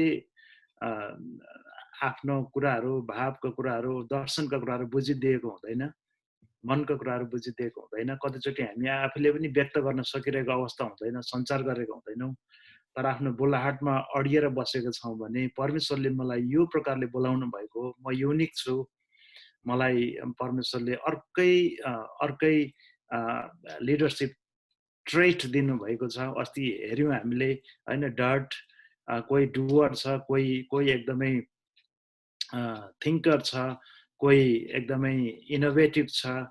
परमेश्वरले हामीलाई दिनुभएको बोलाहाट चाहिँ विचित्रै अर्कै छ। यसकारण हामीले हतोत्साहित हुनु पर्दैन। कतिचोटि मानिसहरूले बुझ्दैनन्, कुन प्रसङ्गमा बुझ्दैन, त्यो आफ्नो आफ्नै ठाउँमा छ। तर हामी निराश हुन चाहिँ पर्दैन क्या। यो विरोधहरू आउँछ, जो पायो कोही बेला शान्त स्वभावले पनि विरोध आउँछ होइन। निष्क्रिय बसिदिँदा पनि हामीले विरोध गरेको महसुसहरू गरेका हुन्छौँ। अझै आजभोलिको हाम्रो चलन चल्तीमा धेरै आवाजहरू आउँदैन, तर कोही व्यक्ति हामीले राम्रो काम गर्दै पनि साइलेन्समा बसिदिन्छ। Silence actually silence kills. म चाहिँ त्यो भन्छु। अघि पास्टरबाट हामीले धेरै वचन बोलेर, लेखेर, आक्रमण गरेर, खबर पठाएर धेरै कुराहरू गर्यौँ। तर आजभोलि हामीले पनि यो बुझ्नुपर्छ, कोही हाम्रो विरुद्धमा उठ्छ भने त्यो व्यक्ति कोही बेला साइलेन्स पनि बसिदिन्छ कि। हुन त बाइबलको वचनले भन्दछ, यदि हामीलाई कसैले विरोध गरेको छैन भने त्यो व्यक्ति चाहिँ हाम्रै पक्षमा छ भनिकन पनि जान भनेर भन्छौँ। तर कतिचोटि हाम्रो आजभोलिको भाषा, लिडरसिप भाषामा चाहिँ साइलेन्स बसिदिनु पनि, वास्तवमा सकारात्मक बोल्नुपर्ने ठाउँमा साइलेन्स बसिदिनु पनि एक प्रकारको म विरोधै ठान्छु क्या। साइलेन्स किल्स दि सिचुएसन क्या। साइलेन्स डरलाग्दो हतियार हो। यो कुरा पनि हामीले बुझौँ।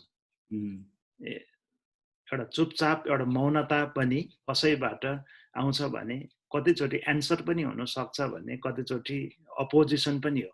यो कुरा हामीले मनोभावमा बुझ्नु अति आवश्यक छ। तर म यही भन्छु, अति गम्भीर विषय छ यो। हामीले अझै मनन योग्य विषय छ कि हामीले चाहिँ आफ्नो बोलाहाटमा अडिक हुनुपर्छ। परमेश्वरले मलाई कुन क्षेत्रमा बोलाउनु भएको, मेरो दर्शन के हो, म कसरी अगाडि बढिरहेको छु भन्ने कुरामा चाहिँ हामी एकदमै कटिबद्धता भइकन हिँड्नुपर्छ। धेरैचोटि मान्छेले हामीलाई बुझ्दैनन्, बुझ्नै पर्छ भन्ने पनि छैन होइन। सबैले हामीलाई वाह भन्नै पर्छ भन्ने पनि छैन। अब कतिले के मन पराउँछ, कतिले कस्तो मन पराउँछ। सबैले खसीको मासु खान्छन् भन्दैमा अब खसीकै मासु खानुपर्छ भन्ने पनि छैन। भुटानमा खसीको मासु खानेलाई थाहा छ। हामी त भुटानको भोटे परिवारबाट आएको। भुटानमा खसीको मासु खानेलाई घृणा गर्छ टेम्पोतिर डोक्पाहरूले। चिचिचिच दूर हुन्छ। तर त्यही खसीको मासु नेपालमा आयो भने त्यही खसीको मासु खाँदा चाहिँ एकदमै धेरै महँगो, धेरै पाहुनालाई सत्कार गरेको हामी ठान्छौँ। यसकारणले यो समय सापेक्ष कल्चर अनुसार मान्छेको विचार विमर्शमा यो फरक पर्ने कुराहरू। यसकारण हामी हरेस खानु हुँदैन।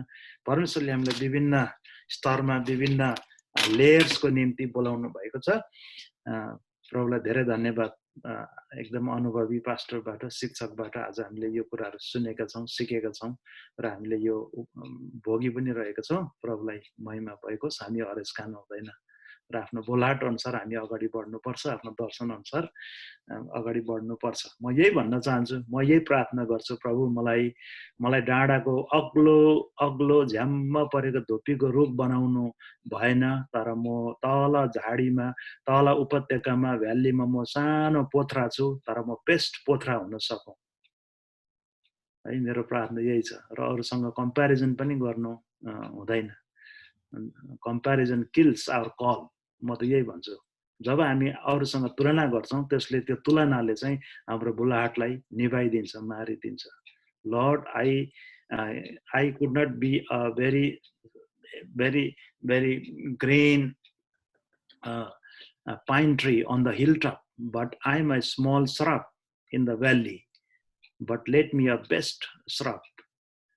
मेरो कन्टेक्स्टमा यही प्रार्थना हामीले गर्नुपर्छ। धन्यवाद। हस् pastor, thank you so much for your valuable words. अनि अरू पास्टरहरू चाहिँ कोही तपाईँहरू चाहिँ पास्टरज्यूहरू आफ्नो इन्साइट राख्न चाहनुहुन्छ यो विषयमा छलफल गर्न चाहन्छ हजुरहरूले हात उठाइदिनु होला। हाम्रो चाहिँ डिजिटल हात उठाए पनि हुन्छ, फिजिकल हात उठाए पनि हुन्छ।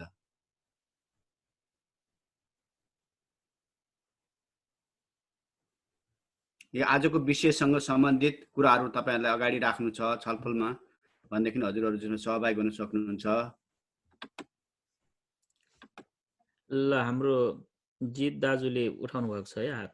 हस् सबैलाई जय मसीह।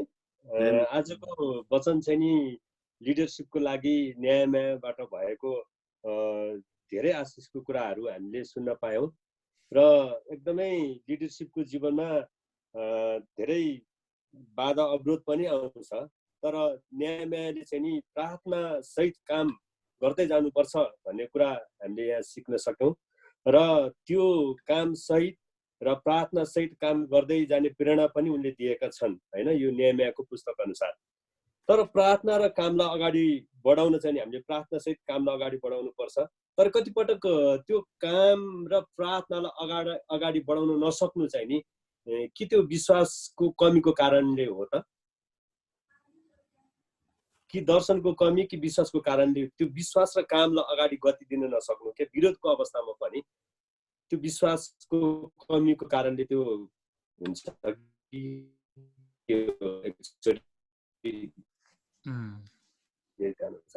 आशनिमालाई हजुर क्वेशन।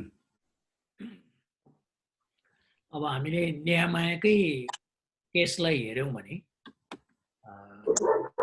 पहिला अघि पास्टर नर्बुले पनि भन्नुभयो हैन, कन्भिक्सन यदि छ, यो जुन हाम्रो कलिङ छ बोलावट चाहिँ परमेश्वरबाट हो भने र यदि परमेश्वरबाट बोलावट पाएको हो, परमेश्वरबाटको त्यो दर्शन हो भने त्यो दर्शन पूरा गर्ने परमेश्वर हो। मैले त मेरो पार्ट मात्रै पूरा गर्ने हो नि त।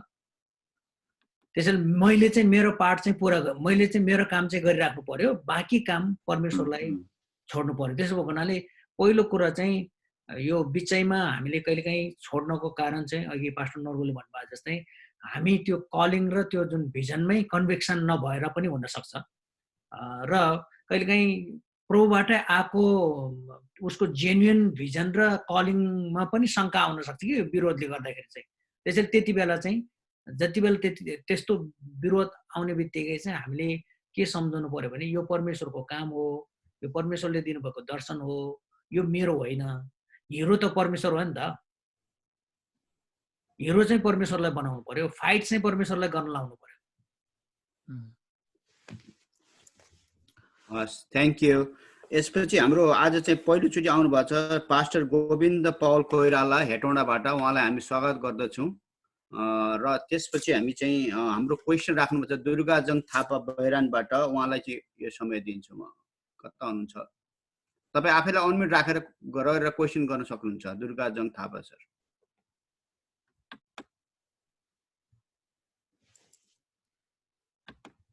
गो अहेड, आफूलाई अनम्युट गर्नु त। हस्, सबैजनालाई जय मसीह। विशेष गरी क्वेसन के सोध्नु होइन, तर आजको जुन यो हो पास्टरले यो न्यायको च्याप्टरबाट जुन कुराहरू सिकाउनु हो त्यसबाट चाहिँ हामी एकदमै धेरै आशिष भएका छौँ। अनि किनभने यहाँनिर जुन कुराहरू दिएको छ अनि उहाँले सुरुमै भन्नुभएको कुरा चाहिँ मलाई एकदमै त्यो मन पर्यो कि हामीले सबैलाई खुसी पार्ने हो भने चाहिँ हामीले सेवाकाई अथवा लिडरसिप गर्न सक्दैनौँ। त्यसलाई चाहिँ हामीले अरू नै केही कामहरू गर्नुपर्छ अनि मात्र हामी सबैलाई खुसी पार्न सकिन्छ भन्ने कुराहरू गर्नुभयो। अनि जुन न्यायले जुन भोगेको 6वटा कठिनाइहरू भन्नुभयो, जुन उहाँले पद बाई पदमा गएर जुन त्यो कुराहरू चाहिँ सबै आज हामी कति लिडर्सहरूले चाहिँ भोगेको कुरा हो, जुन चाहिँ त्यो मन पसन्द अपसन्द हुने कुराहरू लिएर अनि मान्छेहरूले उपहास गर्ने कुरादेखि लिएर अपमानको कुराहरू अनि कति ठाउँमा आक्रमणको योजनाहरू अनि त्यो चरित्र हत्या अनि आर्को कुराहरू त यो सबैले भोगेको कुराहरू हो। अनि यसबाट आज हामीले धेरै कुराहरू सिक्न पायौँ। अनि यो समस्याहरू आउँदाखेरि अब कसरी त्यसबाट हामीले कसरी सल्भ गर्ने त, यो समस्याहरू मान्छेहरूले यो कुराहरू गरिरहँदाखेरि हामीले कसरी गर्ने, यसमा चाहिँ हामी कसरी रहिरहने भन्ने कुराहरू चाहिँ जुन उहाँले भन्नुभयो त्यो एकदमै असल छ र हामी सबैलाई यो कुराहरूले ट्रस्ट भएको छ। अनि मेन कुरा भनेर चाहिँ उहाँले जुन कुरा भन्नुभयो हामीले everything whatever we do त्यसमा चाहिँ हामीले त्यसको हिरो चाहिँ हामी होइन र परमेश्वरलाई नै त्यसको हिरो बनायो भने चाहिँ अनि आफ्नो काममा र प्रेयरमा चाहिँ हामी स्ट्यान्ड गरिरहेको भने त्यसमा चाहिँ अडिट रहिरहेको भने त्यो काम चाहिँ परमेश्वरले पुरा गर्नु हुने रहेछ भन्ने कुराहरू चाहिँ आजको यो हामीले निम्याकोबाट सिक्यौँ। परमेश्वरलाई धेरै महिमा भएको होस् र थ्याङ्क यू पास्टर। प्रश्न अलि छोटाइदिनु होला है। यति नै हो मेरो प्रश्न होइन, थ्याङ्क यू मात्र हो। थ्याङ्क यू पास्टर निमालाई। हुन्छ, जय मसीह। Thank you. हुन्छ, जय मसीह। अब हाम्रो 10:30 बज्यो। हामी चाहिँ यसलाई चाहिँ कन्क्लुड गरौँ, त्यसपछि हामी सुरु गर्नेछौँ। हामी अन्तिम प्रार्थना गरेर त्यसपछि फेरि छलफल जारी राख्नेछौँ, किनकि 10:30 बजे धेरै मान्छेले काममा जानुपर्ने हुन्छ। त्यस कारणले गर्दाखेरि म चाहिँ यो घडी चाहिँ प्रार्थना गरौँ। हामी प्रार्थनामा आज हामी चाहिँ हाम्रो पास्टर गोविन्द कोइरालाज्यू कहाँ हुनुहुन्छ होला? उहाँलाई अनम्युट गरिदिनु सुरु भाइ।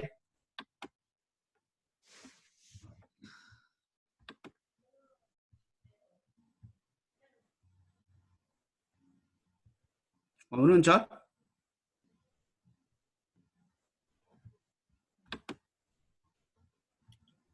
पास्टर गोविन्द कोइराला हुनुहुन्छ? ल हजुर। ए हस्, हजुरले चाहिँ प्रार्थना पनि गर्नु पर्यो अनि परिचय पनि अलिकति सानो। हजुरले यहाँ यत्रो हाम्रो हेटौँडा मण्डली हाम्रो लागि विशेष छ, किनभनेदेखि हाम्रो मण्डलीका जवानहरू तपाईँ हेटौँडा मण्डलीबाटै यहाँ आउनु भएको छ। त्यसैले यहाँ चाहिँ उहाँले धेरै राम्रो काम गर्नुभएको छ। त्यसैले हेटौँडा मण्डलीलाई हामी स्वागत गर्छौँ। हजुरले एक परिचय दिएर अनि प्रार्थना पनि गरिदिनुहोस्।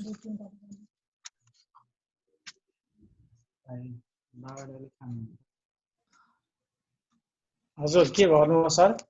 हजुर, सानो परिचय सहित प्रार्थना गरिदिनुहोस् भनेको आजको हाम्रो अन्तिम प्रार्थना। म चाहिँ म हेटौँडाबाट कर्नरस्टोन चर्चमा पास्टरी सेवाकाई गर्दैछु। पहिला चाहिँ म क्याम्पस क्रुसेडमा रहेर 12 वर्ष सेवाकाई गरेको र हाल चाहिँ पास्टरी सेवाकाई गर्दैछु। धन्यवाद हजुरलाई। अनि प्रार्थना गरिदिनुहोस् आजलाई, यो अन्तिम प्रार्थना भनौँ न, आजको कन्क्लुड प्रार्थना।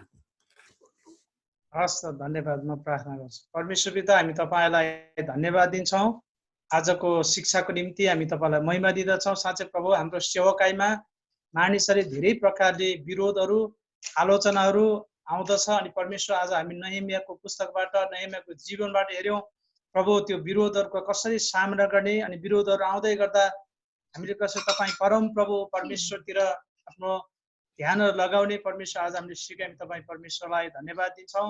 हामी प्रार्थना गर्दछौँ प्रभु, तपाईँले हामीलाई सेवाकाईको लागि बोलाउनु भएको छ। तपाईँ प्रभुले हामीलाई दर्शन दिनुभएको छ, बोलावट दिनुभएको छ र हामी दर्शनमा अगाडि बढ्दै गर्दा हामी हाम्रो बिरुवा आउने कुराहरूलाई प्रभु सामना गर्नलाई तपाईँ पवित्र आत्मा हामीलाई शक्ति दिनुहोस् अनि साँच्चै प्रभु त्यो विरोधलाई तपाईँको सामर्थ्यमा सामना गर्दै तपाईँले दिनुभएको दर्शन पुरा गर्नलाई हामीलाई अनुग्रह गर्नुहोस् भन्ने कुरा हामी बिन्ती अनि प्रार्थना गर्दछौँ।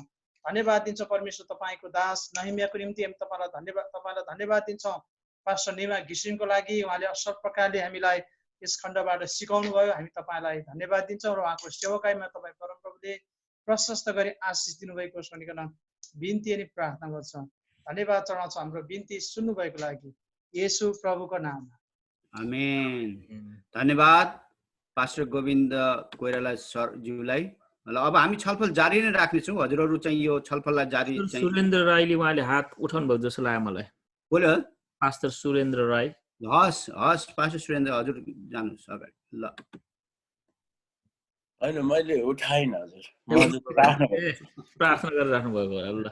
ल ल ल हाम्रो राज्य कोरियाबाट ल हस्। मेरो आज घिसिङजीलाई पास्टर घिसिङलाई एउटा एकछिन म्युट भयो है तपाईँ, एकछिन ल भयो फेरि। सबैलाई जय मसीह। जय मसीह।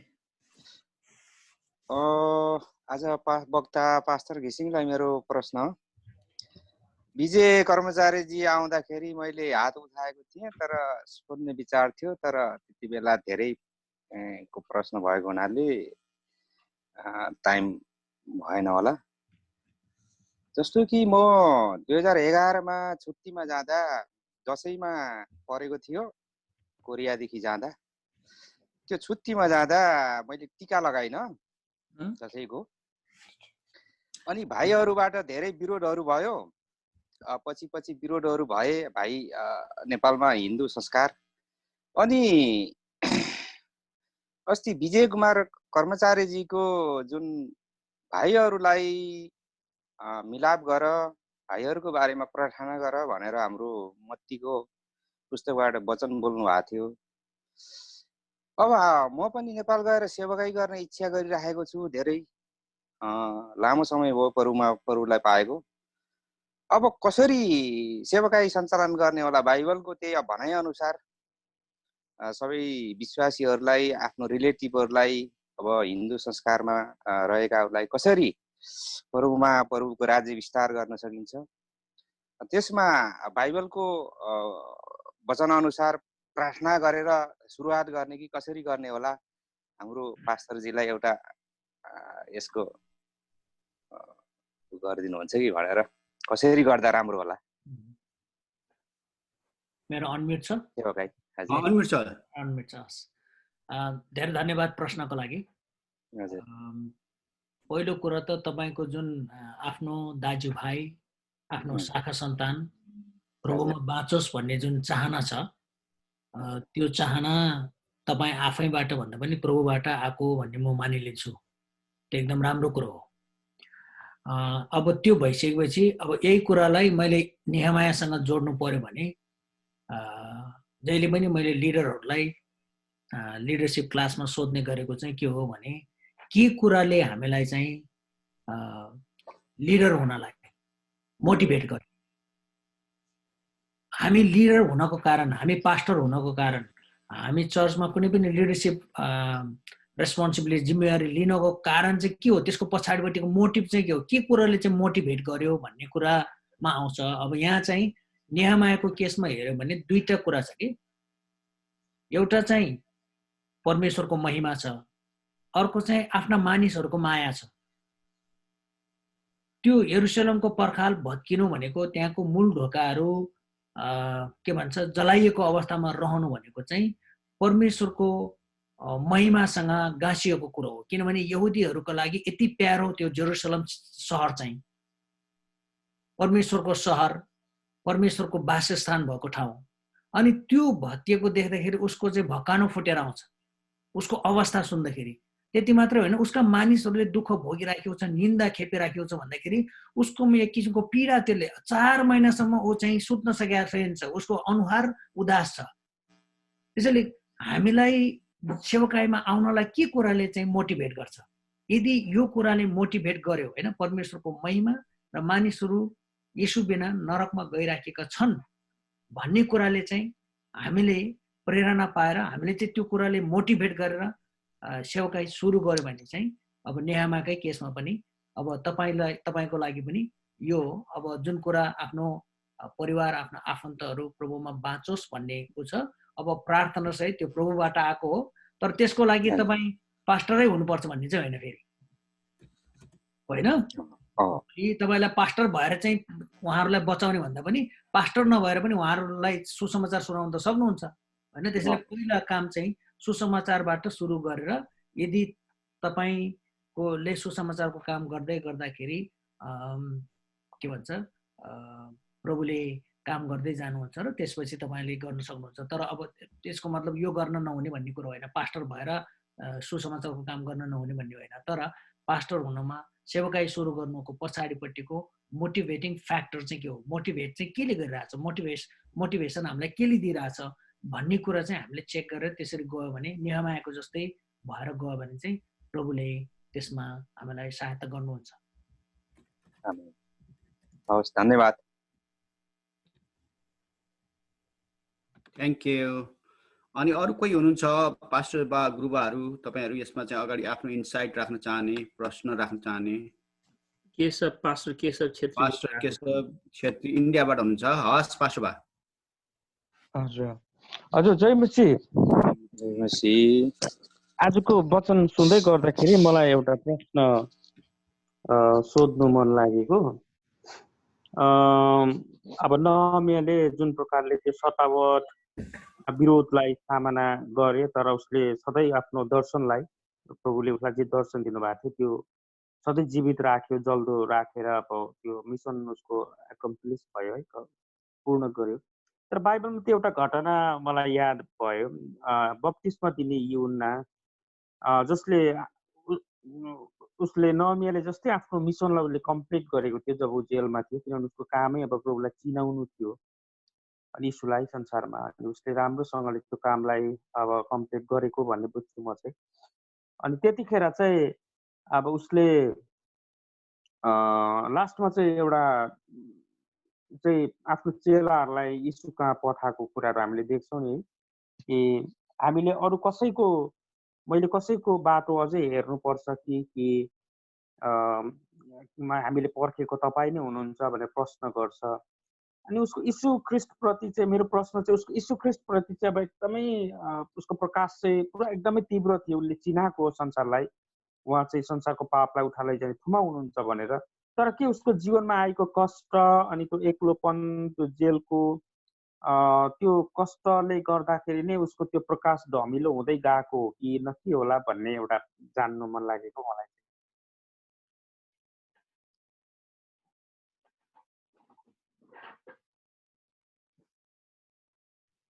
मेरो अनम्युट नै हो? अनम्युट नै हुनुहुन्छ तपाईँ। ओके ओके, ए म त स्पेसल पो रहेछ है, मलाई आफैले थाहा नभएको हेर्नु त। तपाईँको अगाडि माइकमा रातो क्रस छैन भने अनम्युट हो। ओके, धेरै धन्यवाद प्रश्नको लागि। हो, तपाईँले भन्नुभयो जस्तै येशू ख्रीष्टलाई वास्तवमा भनौँ भने हाम्रो पास्टर मनोजकै कुरालाई के अरे सापट्टि लिनु पर्दाखेरि गर्भमै येशू ख्रीष्टलाई चिनेर जयमसी गर्ने व्यक्ति नै बप्तिस्मा दिने यूहन्ना हो हैन। त्यसपछि त्यति मात्रै होइन, पछि पनि सेवाकाईको दौरानमा प्रभु येशूलाई देख्ने बित्तिकै उसले भन्छ, हेर संसारको पाप उठाइ लैजाने थुमा भनेर। तर त्यही मान्छेले जब ऊ जेलमा पर्छ अनि उसले फेरि आफ्नो चेलाहरू पठाएर येशूलाई प्रश्न गर्न पठाउँछ, येशूलाई सोध्न पठाउँछ, तपाईँ नै हो कि अरू कसैको बाटो हेर्नुपर्ने हो? अनि उसको तपाईँको प्रश्न अनुसार चाहिँ तपाईँले भन्नुभयो जस्तै त्यो दुःखमा कष्टमा पर्दाखेरि होइन, आफू जेलमा पर्दाखेरि चाहिँ उसको जुन प्रकाश उसले पाएको थियो परमेश्वरबाट त्यो धमिलिँदै गएको, त्यो फितलो हुँदै गएको हो कि भन्ने एउटा प्रश्न आउनु स्वाभाविक हो। तर त्यसको एउटा यसलाई बुझ्ने एउटा तरिका चाहिँ के रहेछ भने अरू पास्टरहरूले पनि कन्ट्रिब्युट गर्नु होला त्यो अहिले पछि। तर मेरो तर्फबाट हेर्दाखेरि चाहिँ बप्तिस्मा दिने यूहन्नाले जुन प्रकारले सेवाकाई गरिरहेको थियो त्यो प्रकारले प्रभु येशूको सेवाकाई नभएकोले हो कि भन्ने जस्तो देखिन्छ। किनभने बप्तिस्मा दिने यूहन्ना त एकदम चर्को होइन, अब उसको वचन पनि एकदम खरो होइन, रुखो टाइपको चाहिँ प्रचार गरेर आएको, अनि प्रभु येशूले चाहिँ त्यसरी नगरेको देख्दाखेरि चाहिँ उसलाई के होइन कि क्या हो, जुन उसको एक्सपेक्टेसन अनुसारको चाहिँ सेवाकाई नगर्दाखेरि चाहिँ हो कि होइन भनेर फेरि कन्फर्म गर्न पठाएको जस्तो देखिन्छ।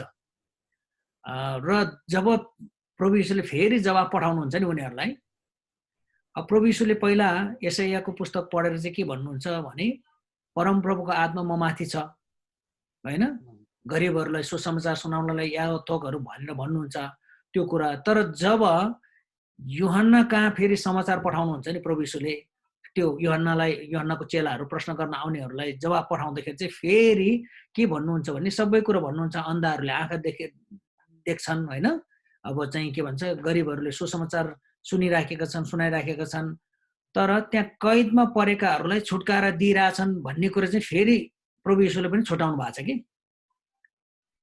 अब प्रभु येशू त्यहाँ प्रभु येशूले एउटा भन्नुभएको चाहिँ कैदहरूलाई छुटकारा दिनेछन् भन्नुभएको छ नि त, त्यही कुरा चाहिँ मिस गर्नुभएको छ।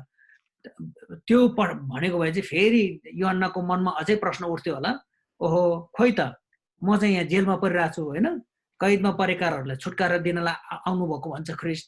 त्यसैले मेरो आफ्नो बुझाइमा चाहिँ बप्तिस्मा दिने यूहन्नाले जसरी सेवाकाई गरे र उसको एक्सपेक्टेसन चाहिँ प्रभु येशूले पनि त्यस्तै सेवाकाई गर्नु पर्थ्यो भन्ने किसिमको एक्सपेक्टेसन पुरा नहुँदाखेरि चाहिँ कन्फर्मेसनको लागि चाहिँ पठाएको हो कि भन्ने मेरो बुझाइ हो। अरू पास्टरहरूले त्यसमा के भन्छ? त्यो पनि हो। अर्को एउटा चाहिँ हामीले बुझ्नुपर्ने कुरा के हुन्छ भनेदेखि बप्तिस्मा दिने यूहन्ना पवित्र आत्माले भरेको मान्छे भयो भने ऊ चाहिँ मान्छे नै हो हैन, ऊ परमेश्वर होइन। ऊ त्यतिखेर पूर्ण रूपले मान्छे हो। प्रभु येशू ख्रीष्ट पूर्ण रूपले मान्छे भएर आउनुभएको छ भनेदेखि ऊ पनि पूर्ण रूपले नै मान्छे हो र उसमा पनि सबै मान्छेका कमजोरीहरू छ हैन। अनि परमेश्वरको जतिसुकै अभिषेक भए पनि कुनै पनि मान्छे एकैचोटि स्वर्गदूत हुँदैन। यो संसारमा बस्नुन्जेल हामी मान्छे भन्दा माथि कहिले पनि उठ्दैनौँ भन्ने कुरा हामीले थाहा पाउनुपर्छ। अनि एउटा मिसअन्डरस्ट्यान्डिङ पास्टर निमाले भन्नुभएको छ। अर्को एउटा मिसअन्डरस्ट्यान्डिङ चाहिँ बप्तिस्मा दिने यूहन्नालाई के भयो होला भनेदेखि म यदि परमेश्वरको यो अगाडि यस्तो काम गरेको छ भने म त झ्याल खान नपर्ने मान्छे हो। ऊ त झ्याल खान परिसकेपछि उसले प्रश्न गरेको हो नि त यो हैन। झ्याल खान परिसकेपछि चाहिँ के हो, तपाईँ ख्रिस्ट हुनुहुन्छ भन्छ, तपाईँ मेरो साम त्यहाँ अगाडि मजाले वचन प्रचार गरेर राख्नुभएको छ, मलाई चाहिँ झ्याल खान राखिराख्नु भएको छ, के हो यो? खास यो त हुनु नपर्ने हो। कति पटक हामीलाई पनि के लाग्छ भनेदेखि परमेश्वर हामी कति पटक बप्तिस्मा दिने यूहन्नाको एटिच्युड हामीमा हुन्छ। जस्तै निको हुने कुरामा तपाईँले त निको हुन्छ भन्नुभएको छ, यहाँ मैले प्रार्थना गरेँ तपाईँको नाउँमा निको भएन, खै तपाईँ परमेश्वर होइन कि भन्ने हामीले पनि त्यसरी के गर्न सक्छौँ, बारम्बार उहाँलाई प्रश्न सोध्न सक्छौँ, तपाईँ होइन कि।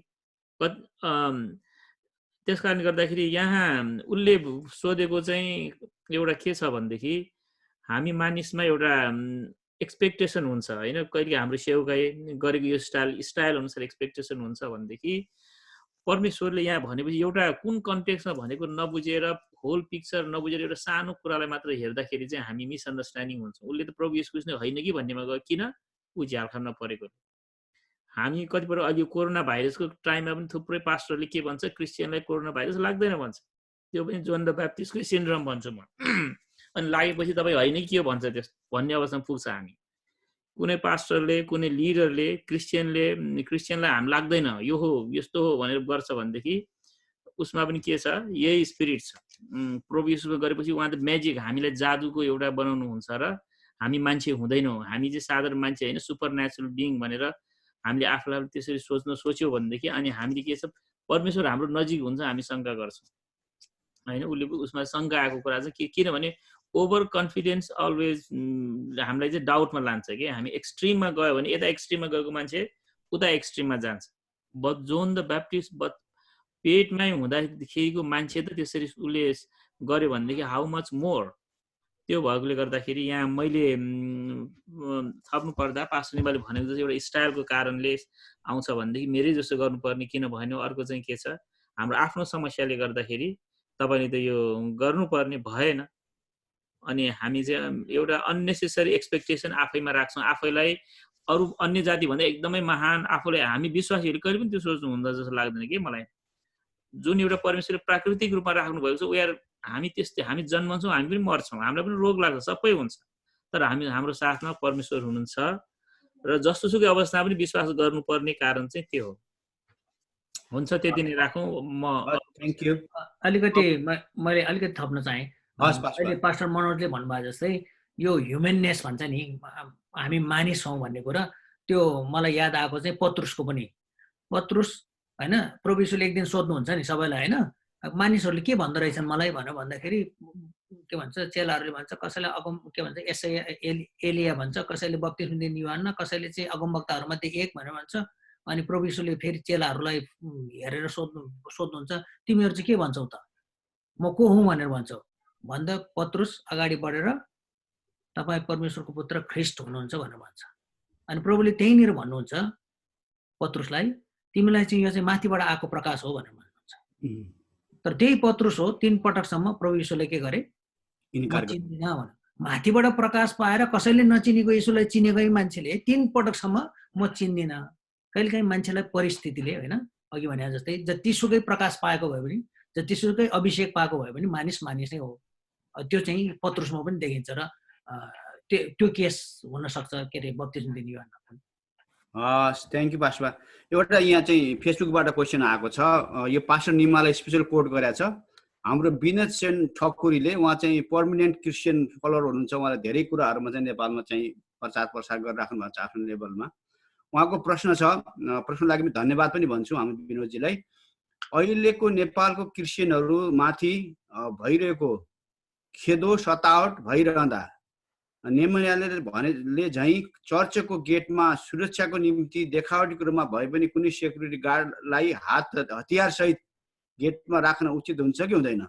कि हाम्रो सुरक्षा परमेश्वरले गर्नुहुन्छ, मरे पनि काटे पनि हामी प्रभुका हौँ भनेर सहेर बस्ने हो? यसको जवाब पास्टर निमाज्यूलाई दिन अनुरोध गर्दछु।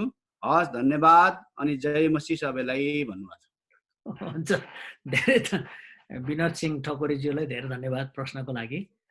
एकदमै व्यवहारिक प्रश्न र अहिले जुन प्रश्न छ उहाँको, मण्डलीको गेटमा सुरक्षा गार्ड राख्ने कि नराख्ने भन्ने जुन सवाल छ। अब सुरक्षा गार्ड राख्नु राम्रो कुरो हो हैन, तर यो सतावट आउँछ, अरू के भन्छ विरोधीहरू आउँछ भनेर मात्रै होइन, चोर पनि आउन सक्छ नि त हैन। त्यसैले गार्ड राख्नु नराम्रो कुरो होइन। गार्ड राख्नु चाहिँ विश्वासको कमी भएको कारणले गार्ड राखेको होइन, फेरि त्यो कुरा हामीले बुझ्नु पर्यो। र गार्ड राख्न हुन्छ, नहुने होइन। अब नेहमायाले पनि चाहिँ त के भन्छ, आफूले सक्ने आफ्नो एक्सपर्टिजहरू आफ्नो स्ट्राटेजीहरू त सबै प्रयोग गरे हो नि त। तर त्यति हुँदा हुँदै पनि फेरि के कुरो चाहिँ बिर्सनु भएन भने परमेश्वरले नै रक्षा गर्नु भएन भने हाम्रो गार्डले हाम्रो रक्षा गर्न सक्दैन भन्ने कुरो चाहिँ बुझ्नु पर्यो। जस्तो हो, उदाहरणको लागि हामी धेरै टाढा जानु परेन, सन् 2001 मा राजदरबारमा घटेको घटनामै जाउँ। त्यहाँ जतिको गार्ड कहाँ थियो, त्यो जतिको सुरक्षित ठाउँ कहाँ थियो नेपालमा होइन? त्यसैले हाम्रो फेरि नेहमायाको तर्फबाट हेर्दाखेरि चाहिँ विरोधीहरू आउँछन्, शत्रुहरू आउलान्, आक्रमण गर्लान्, हामीले गर्नुपर्ने कामहरू गरौँला, गार्ड राखौँला, सबै कुरो गरौँला, सतर्कता अपनाउला, तर अल्टिमेटली हाम्रो सुरक्षा परमेश्वरबाट आउँछ भन्ने कुरो चाहिँ बिर्सनु भएन। फेरि टोटल्ली गार्ड छ हामी ढुक्क छौँ भन्ने होइन। हाम्रो चाहिँ आशा र भरोसा अनि ऊ चाहिँ गार्ड माथि हुनु भएन, गड माथि हुनु पर्यो।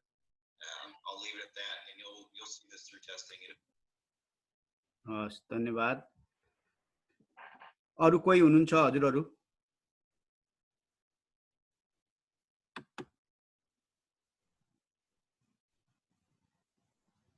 कतै मैले हात उठेको छ मैले नदेखाएको छ भने हेर्नुहोस् है। पास्टर पासाङले के पेपर लेखाएर देखाउनु लाग्नु भएको कि के हो हजुरले? क्वेसन छ के भन्छु? पल्टाएर चाहिँ रुमतिर जान लागेको म त। म त पेपरै देखाउनु लाग्नु यो क्वेसन त भन्नु हो कि भन्ने ठानेको। सरी, होइन, यो अलिअलि लेखेकोहरू अब यसो जम्मा पारेर हिँड्न लागेको रुमतिर। हस् पास्टर।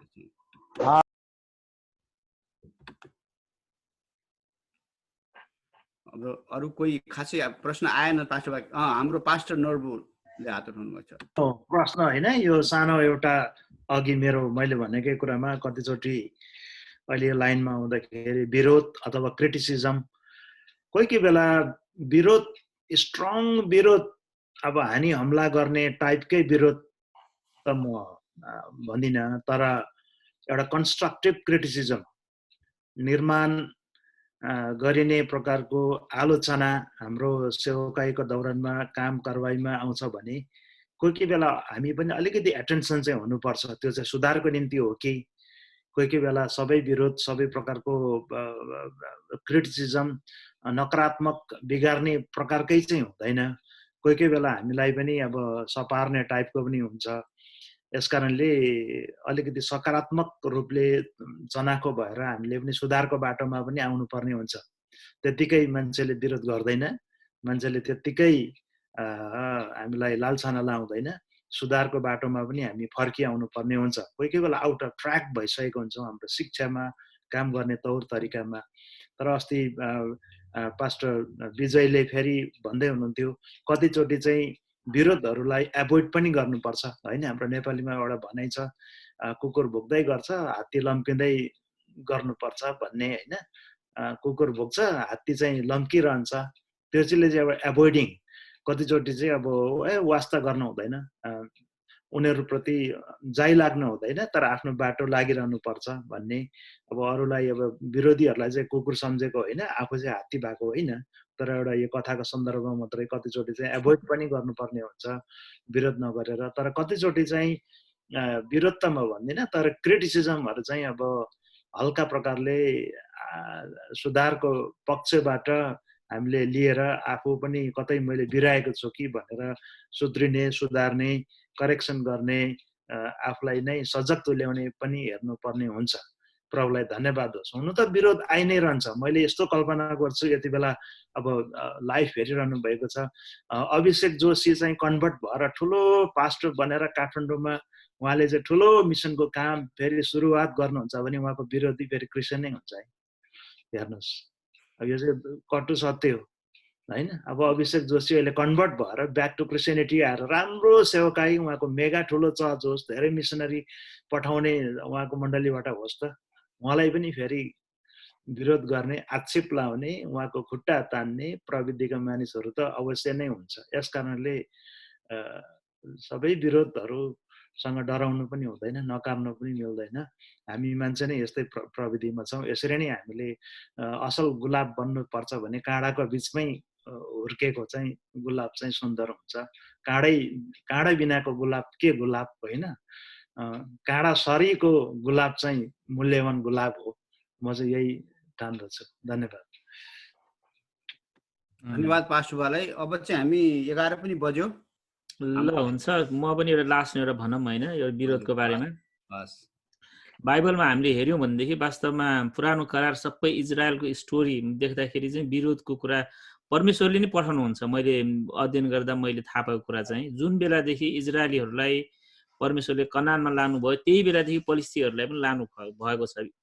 इजरायलीहरू विरोध बिना कहिले पनि उनीहरूको अस्तित्व आएको छैन इजरायल देशमा। उनीहरूलाई विरोधीहरूको बिचमा परमेश्वरले राख्नुभएको थियो होइन। अनि उनीहरूलाई चाहिँ परमेश्वरले आफै बोलाउनु भएर होइन, उनीहरू आफू जान्छु भनेको दे ह्याड नो भिजन, उनीहरू त दास थियो, दे ह्याभ नो थट, उनीहरूमा केही विचारै थिएन। परमेश्वर स्वयंले उनीहरूलाई निकालेर ल्याउनु भएको थियो, परमेश्वर स्वयंले उनीहरू लानु भएको थियो। परमेश्वर बोकेर भनेको छ बाइबलले युज गरेको शब्द, तर उहाँ आफैले बोकेर लगेको मान्छेहरूलाई पनि विरोधीहरूको बिचमा लगेर राखिदिनु भएको छ उहाँले होइन। ल अनि के छ, समस्याको बिचमा राखिदिनु भएको छ, अनि लडाइँ गर्नु परेको छ होइन, मर्नु परेको छ। आधा त होइन, प्रायः सबै मरुभूमिमै मरेको छ उनीहरू होइन। अनि बाइबलमा नयाँ करारमा पनि यदि कोही भक्तिसँग जीवन जिउन चाहन्छ भनेदेखि त उसले चाहिँ सदावत भोग्ने छ भन्ने कुरा छ। अनि एउटा हामी लिडरहरू विश्वासीहरूले पनि थाहा पाउनुपर्ने कुरा चाहिँ के छ भनेदेखि सतावट भनेको, सतावट आउँदाखेरि हामी अचम्म मान्नु नै पर्दैन, विरोध गर्दाखेरि हामी अचम्म मान्नु नै पर्दैन। यो चाहिँ एकदम नेचुरल हो भनेर सम्झिनुपर्छ कि होइन। यदि विरोध आएन भने अचम्म मान्नुपर्छ, खास भन्ने हो भने चाहिँ सतावट भएन भने अचम्म मान्नुपर्छ, किनभने बाइबलले त हुन्छ नि भनेर भनेको छ। तपाईँलाई विरोध कुनै पनि आएन भनेदेखि तपाईँलाई के छ, शैतानले त यसो हेर्दै यो मान्छेले गर्न सक्ने केही छैन, उसले छोडिदियो, त्यसै भने छोडिदियो भने सम्झिनु पर्यो होइन। तपाईँले केही इम्प्याक्ट गर्ने छैन भने तपाईँको विरोध नआउने हो। त्यो भएकोले गर्दाखेरि हामी आउँदाखेरि एकदमै छक्क पऱ्यो, के हो मैले यस्तो राम्रो काम गरिरहेको छु तैपनि विरोध गर्यो भन्ने त्यो सोच्नुभन्दा मैले राम्रो काम गरेकोले त विरोध आएको हो, ठिक छ प्रभु धन्यवाद, म यसलाई अगाडि बढ्न सकौँ भनेर त्यो एटिच्युडमा हामी गयौँ भनेदेखि हाम्रो धेरै टाढा जान्छौँ। तर विरोध आउन साथ प्रभुलाई बप्तिस्मा दिने यूहन्नाले जस्तै प्रभु के हो यो, तपाईँ नै हो कि मैले अर्कै नक्कली प्रभुमा विश्वास गरेँ कि भनेर हामीले त्यो एटिच्युडमा गयौँ भनेदेखि धेरै निराशा हुन्छ कि हामी विरोध देखेपछि किन होला भनेर हामी हुन्छ। तर विरोध आउँदै एक्साइटेड हुनु पर्यो। अब मैले प्रभुको विरोध गरे हो, प्रभु मसँग हुनुहुन्छ and I will be fine होइन। विरोधको बावजुद पनि म राम्रैसँग प्रभुको महिमा गर्न सक्ने छु भनेर हामीले त्यो विश्वासका साथ अगाडि बढ्यो भनेदेखि विरोध त कहिले पनि सायद नहोला। कतिपटक हामीलाई थाहा नहुन सक्छ, कतिपटक हामी धेरै सानो भएर नआएको छ, सानो मान्छेको विरोध कहिले पनि गर्दैन होइन। त्यस कारणले गर्दाखेरि तपाईँ फुसेफाचे हो भनेदेखि नोबडी केयर्स, विरोध पनि गर्दैन, सायद सपोर्ट पनि नगर्ला। तर तपाईँले केही गर्न लाग्नु भएको छ, विरोध आयो, गाह्रो आयो भनेदेखि चाहिँ युआर डुइङ समथिङ, प्रभु धन्यवाद भनेर तपाईँ अगाडि बढ्नुहोस् भन्ने जस्तो लाग्छ। यहाँ हाम्रो पास्टर पुष्पज्यूले हात उठाउनु भएको छ, ल उहाँलाई हुन्छ। त्यहाँ त्यसपछि पास्टर चाहिँ हाम्रो भद्र राईजी पनि 1 मिनट माग्नु भएको छ। अनि त्यसपछि हाम्रो अन्तिम हुनेछ आज। ल पास्टर भद्र राईलाई नै अन्तिम प्रार्थना दिउँ न त त्यसपछि। उहाँको कोही राखेर हुन्छ। ल पास्टर पुष्प। हुन्छ सबैजनालाई जय मसी। विशेष गरेर धन्यवाद पास्टर निमाज्यूलाई, एकदमै महत्त्वपूर्ण कुराहरू ल्याइदिनु भयो, धेरै राम्रो कुराहरू सिक्न पाइयो। त्यही सन्दर्भमा म 4 अध्यायको 16 र 17 पदलाई कोट गर्दै हजुरले त्यहाँ हेरिदिनु होला। त्यहाँ एक प्रकारको नेहेमियाले डिफेन्सको स्ट्राटेजी बनाएको छ, जुन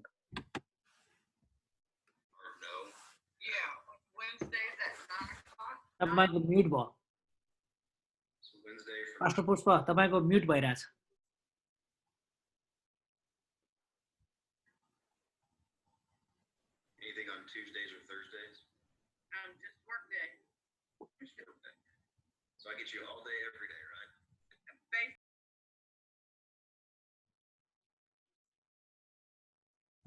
पास्टर पुष्प कहाँ जानुभयो खै? अझै म्युटमै हुनुहुन्छ उहाँ। ए म्युटमा, ल अनम्युट। ओके पास्टर पुष्प खै तपाईँ? मलाई त अनम्युट यहाँबाट नहुँदो रहेछ नि त। सरी, ल मैले पास्टर निमाज्यूले त्यो 4 अध्यायको 16 र 17 पदलाई हेर्छु भने त्यहाँ जुन नेहेमियाले डिफेन्सको स्ट्राटेजी त्यहाँ छ। परमेश्वरले अब पुरानो नियममा विभिन्न सहरहरू कब्जा गर्दै इजरायलीहरूलाई अगाडि बढाउँदाखेरि डिफेन्सका स्ट्राटेजिसहरू दिनुभएको छ। यो स्ट्राटेजीलाई सपोर्ट गर्ने अरू त्यस्तो कुनै परमेश्वरले नै नेहेमियालाई दिएको हो अथवा नेहेमियाले नै आफै गरेको हो भन्ने त्यस्तो कुनै छ अरू पुष्टि गर्ने ठाउँ? धन्यवाद पास्टर पुष्पलाई प्रश्नको लागि। मलाई एक्ज्याक्टली यस्तै खालको ऊ चाहिँ के भन्छ घटना, यो सेक्युरिटी स्ट्राटेजी जुन छ, डिफेन्स स्ट्राटेजी जुन छ, नेहेमियाले उपयोग गरेको त्यो एक्ज्याक्टली यस्तै खालको चाहिँ मलाई घटना याद भएन। यदि कुनै हामी मध्ये कुनै पास्टरलाई याद छ भने यसमा के भन्छ पास्टर पुष्पलाई जानकारी दिनुहुन म अनुरोध गर्छु। अब लडाइँको कन्टेक्स्टमा ठ्याक्क त्यस्तो त होइन, तर यहोशूले जब कनान देशमा प्रवेश गर्यो भनेदेखि उसको काम नै उसको जीवनभर ऊ चाहिँ क्याप्टेन थियो। यहोशूलाई मोसा चाहिँ एउटा व्यवस्था दिने व्यक्ति थियो भनेदेखि यहोशू चाहिँ के थियो? क्याप्टेन, सेनाको क्याप्टेन थियो। उसले दर्शन पाएको परमेश्वर पनि I am the lord of the host, यो क्याप्टेनको दर्शन पाउँछ कि यहोशूले। भन्नु खोजेको लडाइँ गर्ने, battle belongs to the lord भन्ने कुराहरू छ नि। अनि त्यो भएकोले गर्दाखेरि त्यो त्यतिखेरको समयमा लडाइँ गर्नु नै पर्ने थियो र यहोशूले विभिन्न अब कतिपटक तुरै फुकेर लडाइँ गरेछ, कतिपटक अर्कै तरिकाले गरेछ, तर उसको खास काम नै के छ? लडाइँ गर्ने थियो। अनि कतिपटक मैले पहिला पनि भनेको थिएँ, किन परमेश्वरले लडाइँ गर्नु खोजेको, यो कनानीहरूलाई किन उनीहरूलाई नाश गर्नु खोजेको भन्ने हाम्रो मनमा आउँछ। के हो परमेश्वरले त अर्कोलाई त्यस्तो मान लगाउने रहेछ भनेर भन्छ भनेदेखि मैले के भनेको थिएँ भनेदेखि उत्पत्ति 15 अध्यायमा परमेश्वरले अब्राहमलाई भन्नुहुँदा के भन्नुभएको थियो? कनानीहरूको पाप अहिलेसम्म बढेको छैन, त्यसकारण तिमीहरू 400 वर्ष मिश्र देशमा बस। 400 वर्षपछि मिश्र देशबाट निस्केर आउँदा उनीहरू एकदमै दुष्ट जाति, उनीहरूलाई सजाय दिनुको लागि मैले ल्याएको हो भनेर परमेश्वरले भन्नुहुन्छ। खास इजरायलीहरू कनान देशमा जानुपर्ने कारण पनि किन? उनीहरूको आफ्नो मात्र छैन, परमेश्वरले आधा मात्र रेभोल्युसन के दिएको छ भनेदेखि कनानीहरू माथि चाहिँ दण्डको हो। खास इजरायलीहरू त्यहाँ जाने, इजरायलीहरू चाहिँ एउटा टुल हो होइन। उनीहरूलाई दण्ड दिनको लागि मैले तिमीहरूलाई पठाउँदैछु, त्यस कारण सबै नाश गर भन्ने कारण चाहिँ त्यो। उनीहरू यति दुष्ट थियो, यति दुष्ट थियो।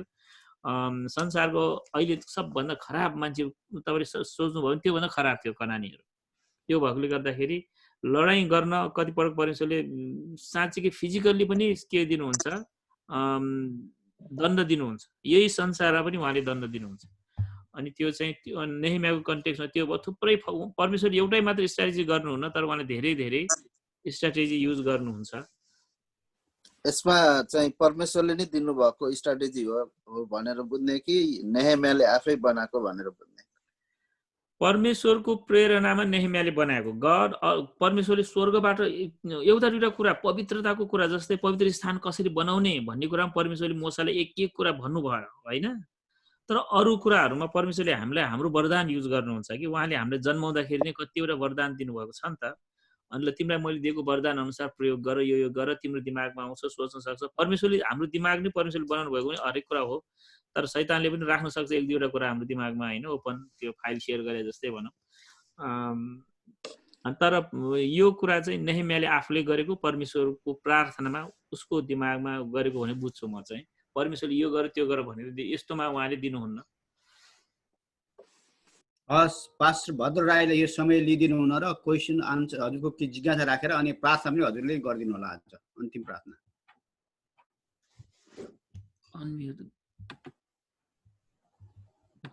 पास्टर भद्र राई हजुर अनम्युट। हुन्छ, फेरि पनि धन्यवाद यो समयको लागि अनि हाम्रो आदरणीय पास्टर निमालाई धेरै धन्यवाद। जब यो नेहेमियाको कुरालाई सिकाउँदै हुनुहुन्थ्यो है, यो कुराले मेरो जीवनमा आएको कुरालाई पनि म त्यो च्यालेन्जहरूलाई पनि म आफै यो कुराहरू गरिरहेको थिएँ। कसरी अझै पनि स्टिल म त्यो स्ट्रगलको यसमा छु, किनभने पास्टर मनोज अनि हाम्रो पास्टर नर्बुले भन्नुभएका कुराहरूमा जुन कुराहरू गइरहेको छौँ, मान्छेले त्यहाँनिर अपोज गर्ने, त्यहाँनिर मान्छेले क्वेसन गर्ने कुराहरू, विरोध गर्ने कुराहरू बढ्दै जान्छ। यो मेरो जीवनमा पनि आएको कुराहरू।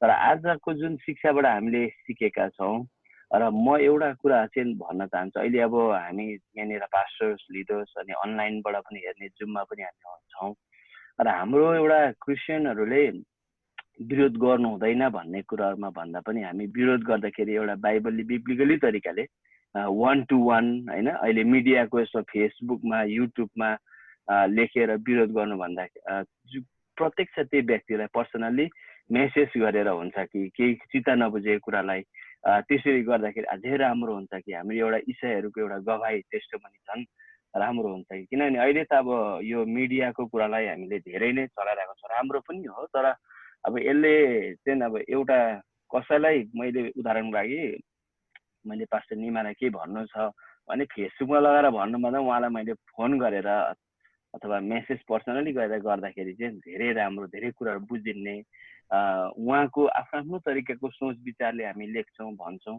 तर जब प्रत्यक्ष बोल्दाखेरि हामी अर्कै तरिकाको महसुस गर्छौँ। अनि त्यहाँनिर जस्तै पास्टर भोजराजले भन्दै हुनुहुन्थ्यो होइन, उहाँको एउटा गवाई जब मान्छे भेट्दाखेरि र उहाँको लेखाइ र बोलाइमा त धेरै डर लाग्दो, तर भेट्दाखेरि त धेरै नम्र हम्बल हुनु रहेछ भन्ने कुराहरू उहाँले त्यहाँनिर एउटा दिँदै हुनुहुन्थ्यो। अनि मेरो विचार पनि र मेरो के सजेसन पनि हामी पास्टर्सहरूले यो कुराहरू मण्डलीमा पनि सिकाउँ, हाम्रो मण्डलीका भाइ बहिनीहरूलाई, हाम्रो मण्डलीका विश्वासीहरूलाई। नि हामी पनि अरू कसैलाई केही भन्नु छ भने प्रत्यक्ष रूपमा उहाँलाई कल गरेर अथवा मेसेज गरेर हुन्छ कि हामी त्यसरी गर्दाखेरि अझै राम्रो होइन, सल्लाह सुझाव। किनभने कोही पनि ज्ञानको कुराले हामी ठुलो सानो, हामी सिनियरिटी हामी छ, तर हामी ज्ञानको कुराहरूमा कोही ठुलो कोही सानो हुन सक्दैन। अनि त्यसरी गर्न थाल्यो भने हाम्रो स्ट्यान्डर्ड पनि अझै बढ्दै जान्छ जस्तो लाग्छ मलाई। हुन त आजको वचनबाट हामीले त्यो कुरा सिकेका छौँ। अवश्य नै हाम्रो जीवनमा च्यालेन्जहरू आउँछ। केही कुराहरू गर्नु साथ हामीलाई पास्टर निमाले भन्नुभएको जस्तै पहिलो कुरा त बाहिरबाट होइन, अनि दोस्रो कुरा आफ्नै टिमबाट, अनि तेस्रो त आफैबाट पनि हुन्छ यो कुराहरू। अब यो मेरो जीवनमा पनि कतिचोटि भएको यो। अनि अघि पास्टर नर्बुलले भन्नुभएको जस्तो हाम्रो सोच, हाम्रो विभिन्न कुराहरूमा धेरै कुराहरू यो कुराहरू आउँदै जान्छ। तर यसलाई पनि प्रपर च्यानलमा गयौँ भने अझै त्यसले चाहिँ हौसला मिल्ने क्या। अब उदाहरणको लागि तपाईँले गर्नुभएको वचन राम्रो भएन, तपाईँले यस्तो भन्नुभएको पब्लिकमा भन्नुभन्दा उहाँले एउटा सल्लाह यस्तो यस्तो गर्दा हुन्छ कि भनेर एउटा प्रपर च्यानलबाट गएर अरूलाई सल्लाह दिँदाखेरि चाहिँ धेरै राम्रो जस्तो लाग्छ। जस्ट मेरो यो एउटा इन्साइट होइन, मलाई लागेको कुराहरू र मलाई आएको कुराहरू, र मैले पनि हामी यो कुरो, हामी क्रिस्चियन समाजमा यो कुराहरू हामी गर्न थाल्यौँ भने हाम्रो समाज पनि बदलिन्छ। किनभने अहिले जो हामी लिडर्सहरू छौँ, हाम्रो आउने जेनेरेसनले दे वाचिङ अस क्या, हामीले हेरिरहेको छ हामी कसरी गर्दैछौँ। हाम्रो यो त अहिले विशेष गरी अहिले सारा संसारमै छरेर गइरहेको छ नेपाली भाषी हामी मण्डलीहरू। अनि हामी लिडर्सहरूले यो समयमा चाहिँ एउटा राम्रो एउटा मोडल हामीले राखेर गयौँ भने आउने जेनेरेसनले पनि त्यही कुरालाई पिकअप गर्दै जान्छ अनि दे विल फलो अस के हामीले ओहो हाम्रो अगाडिको पास्टरले यस्तो गर्यो हामी पनि यसो गर्नुपर्छ उनीहरूले कसैको विरुद्धमा भिडियो बनाएर फेसबुकमा युट्युबमा लगाएरै कुरा काट्दै यो गर्नुभन्दा हो हामी किन 1 to 1 हामी किन गर्छौँ बाइबलको वचनले आफ्नो भाइले विरुद्ध भने उसलाई गएर त्यहाँनिर क्षमा गर्ने कुरा त्यहाँदेखि उसले भनेन मानेन भने त्यहाँनिर 1 भन्दा 2 जना लानुपर्ने कुरा यो सबै कुराहरू एउटा च्यानल वाइज छ त्यसरी गर्न पायौँ भने हाम्रो समाज सुध्रिन्छ अनि हाम्रो लिडरसिपमा अनि हाम्रो विश्वासीहरूमा पनि असल हुन्छ जस्तो लाग्यो धेरै धन्यवाद यो समय दिनुभएका लागि हामी प्रार्थनामा जम्मा लाग्छ आउनुहोस् हामी यो समय हामी प्रार्थना गरौँ अब्राहम इसाक याकुबका परमेश्वर हामी तपाईँलाई धन्यवाद दिन्छौँ विशेष गरी प्रभु यो हाम्रो बाइबल स्टडीको कुराहरूमा हामी आइरहेका छौँ जुन प्रभु तपाईँको दासहरूलाई यो बोझ र दर्शन दिनुभयो अनि विशेष अगुवाले नै एउटा तन्दुरुस्त बलवान बनाउने प्रभु यो शिक्षाहरू हामीले सिक्दै आइरहेका छौँ हामी तपाईँलाई धन्यवाद दिन्छौँ प्रभु यो सम्पूर्ण कोअर्डिनेट गर्ने टिमहरूलाई तपाईँले अझै बल शक्ति सामर्थ्य दिनुहोस् हामी प्रार्थना गर्छौँ अनि विशेष गरी जतिजना शिक्षकहरूले आजसम्म हामीले सिकाए जतिजना प्रभु आउँदो दिनहरूमा उहाँहरूले गर्नुपर्ने कुराहरू छ यो सबै कुराहरूबाट प्रभु हामी तपाईँभन्दा ठुलो होइन तर यो सबै कुराबाट तपाईँले नै हामी ठुलो बनाउँछौँ किनभने यो शिक्षाको कुराहरू ज्ञानको कुराहरू किनभने तपाईँको वचनले भन्छ ज्ञानको कमीले मानिसहरू नष्ट भइरहेका छ प्रभु हामी प्रार्थना गर्छौँ तपाईँको यो असल ज्ञान र गहिर र गुप्तको कुराहरू प्रभु हामीलाई देखाउनुहोस् सिकाउनुहोस् जसरी प्रभु येशू जस्तो न्यायकर्ता जस्तो प्रभु नेहेमियाको जीवनमा जसरी गर्नुभयो त्यसरी नै प्रभु हाम्रो जीवनमा पनि विभिन्न परिस्थिति विभिन्न च्यालेन्ज हुँदै पनि तपाईँको महिमालाई अगाडि गर्न सकौँ हाम्रो जीवनमा आउने सतावट समस्याहरूबाट प्रभु तपाईँले अलग गराउँदै लानुहोस् हामी प्रार्थना गर्छौँ यो जतिजना आज यो समयमा हामी यो जुम मार्फत अनलाइन मार्फत यसरी भेला भएर यो तपाईँको वचनलाई सिक्ने अवसर दिनुभएको लागि सबैलाई तपाईँको हातमा राख्दै छोटो विनय बिन्ती येशू प्रभुको नाउँमा आमेन आमेन जय मसीह धन्यवाद सबैजनालाई धन्यवाद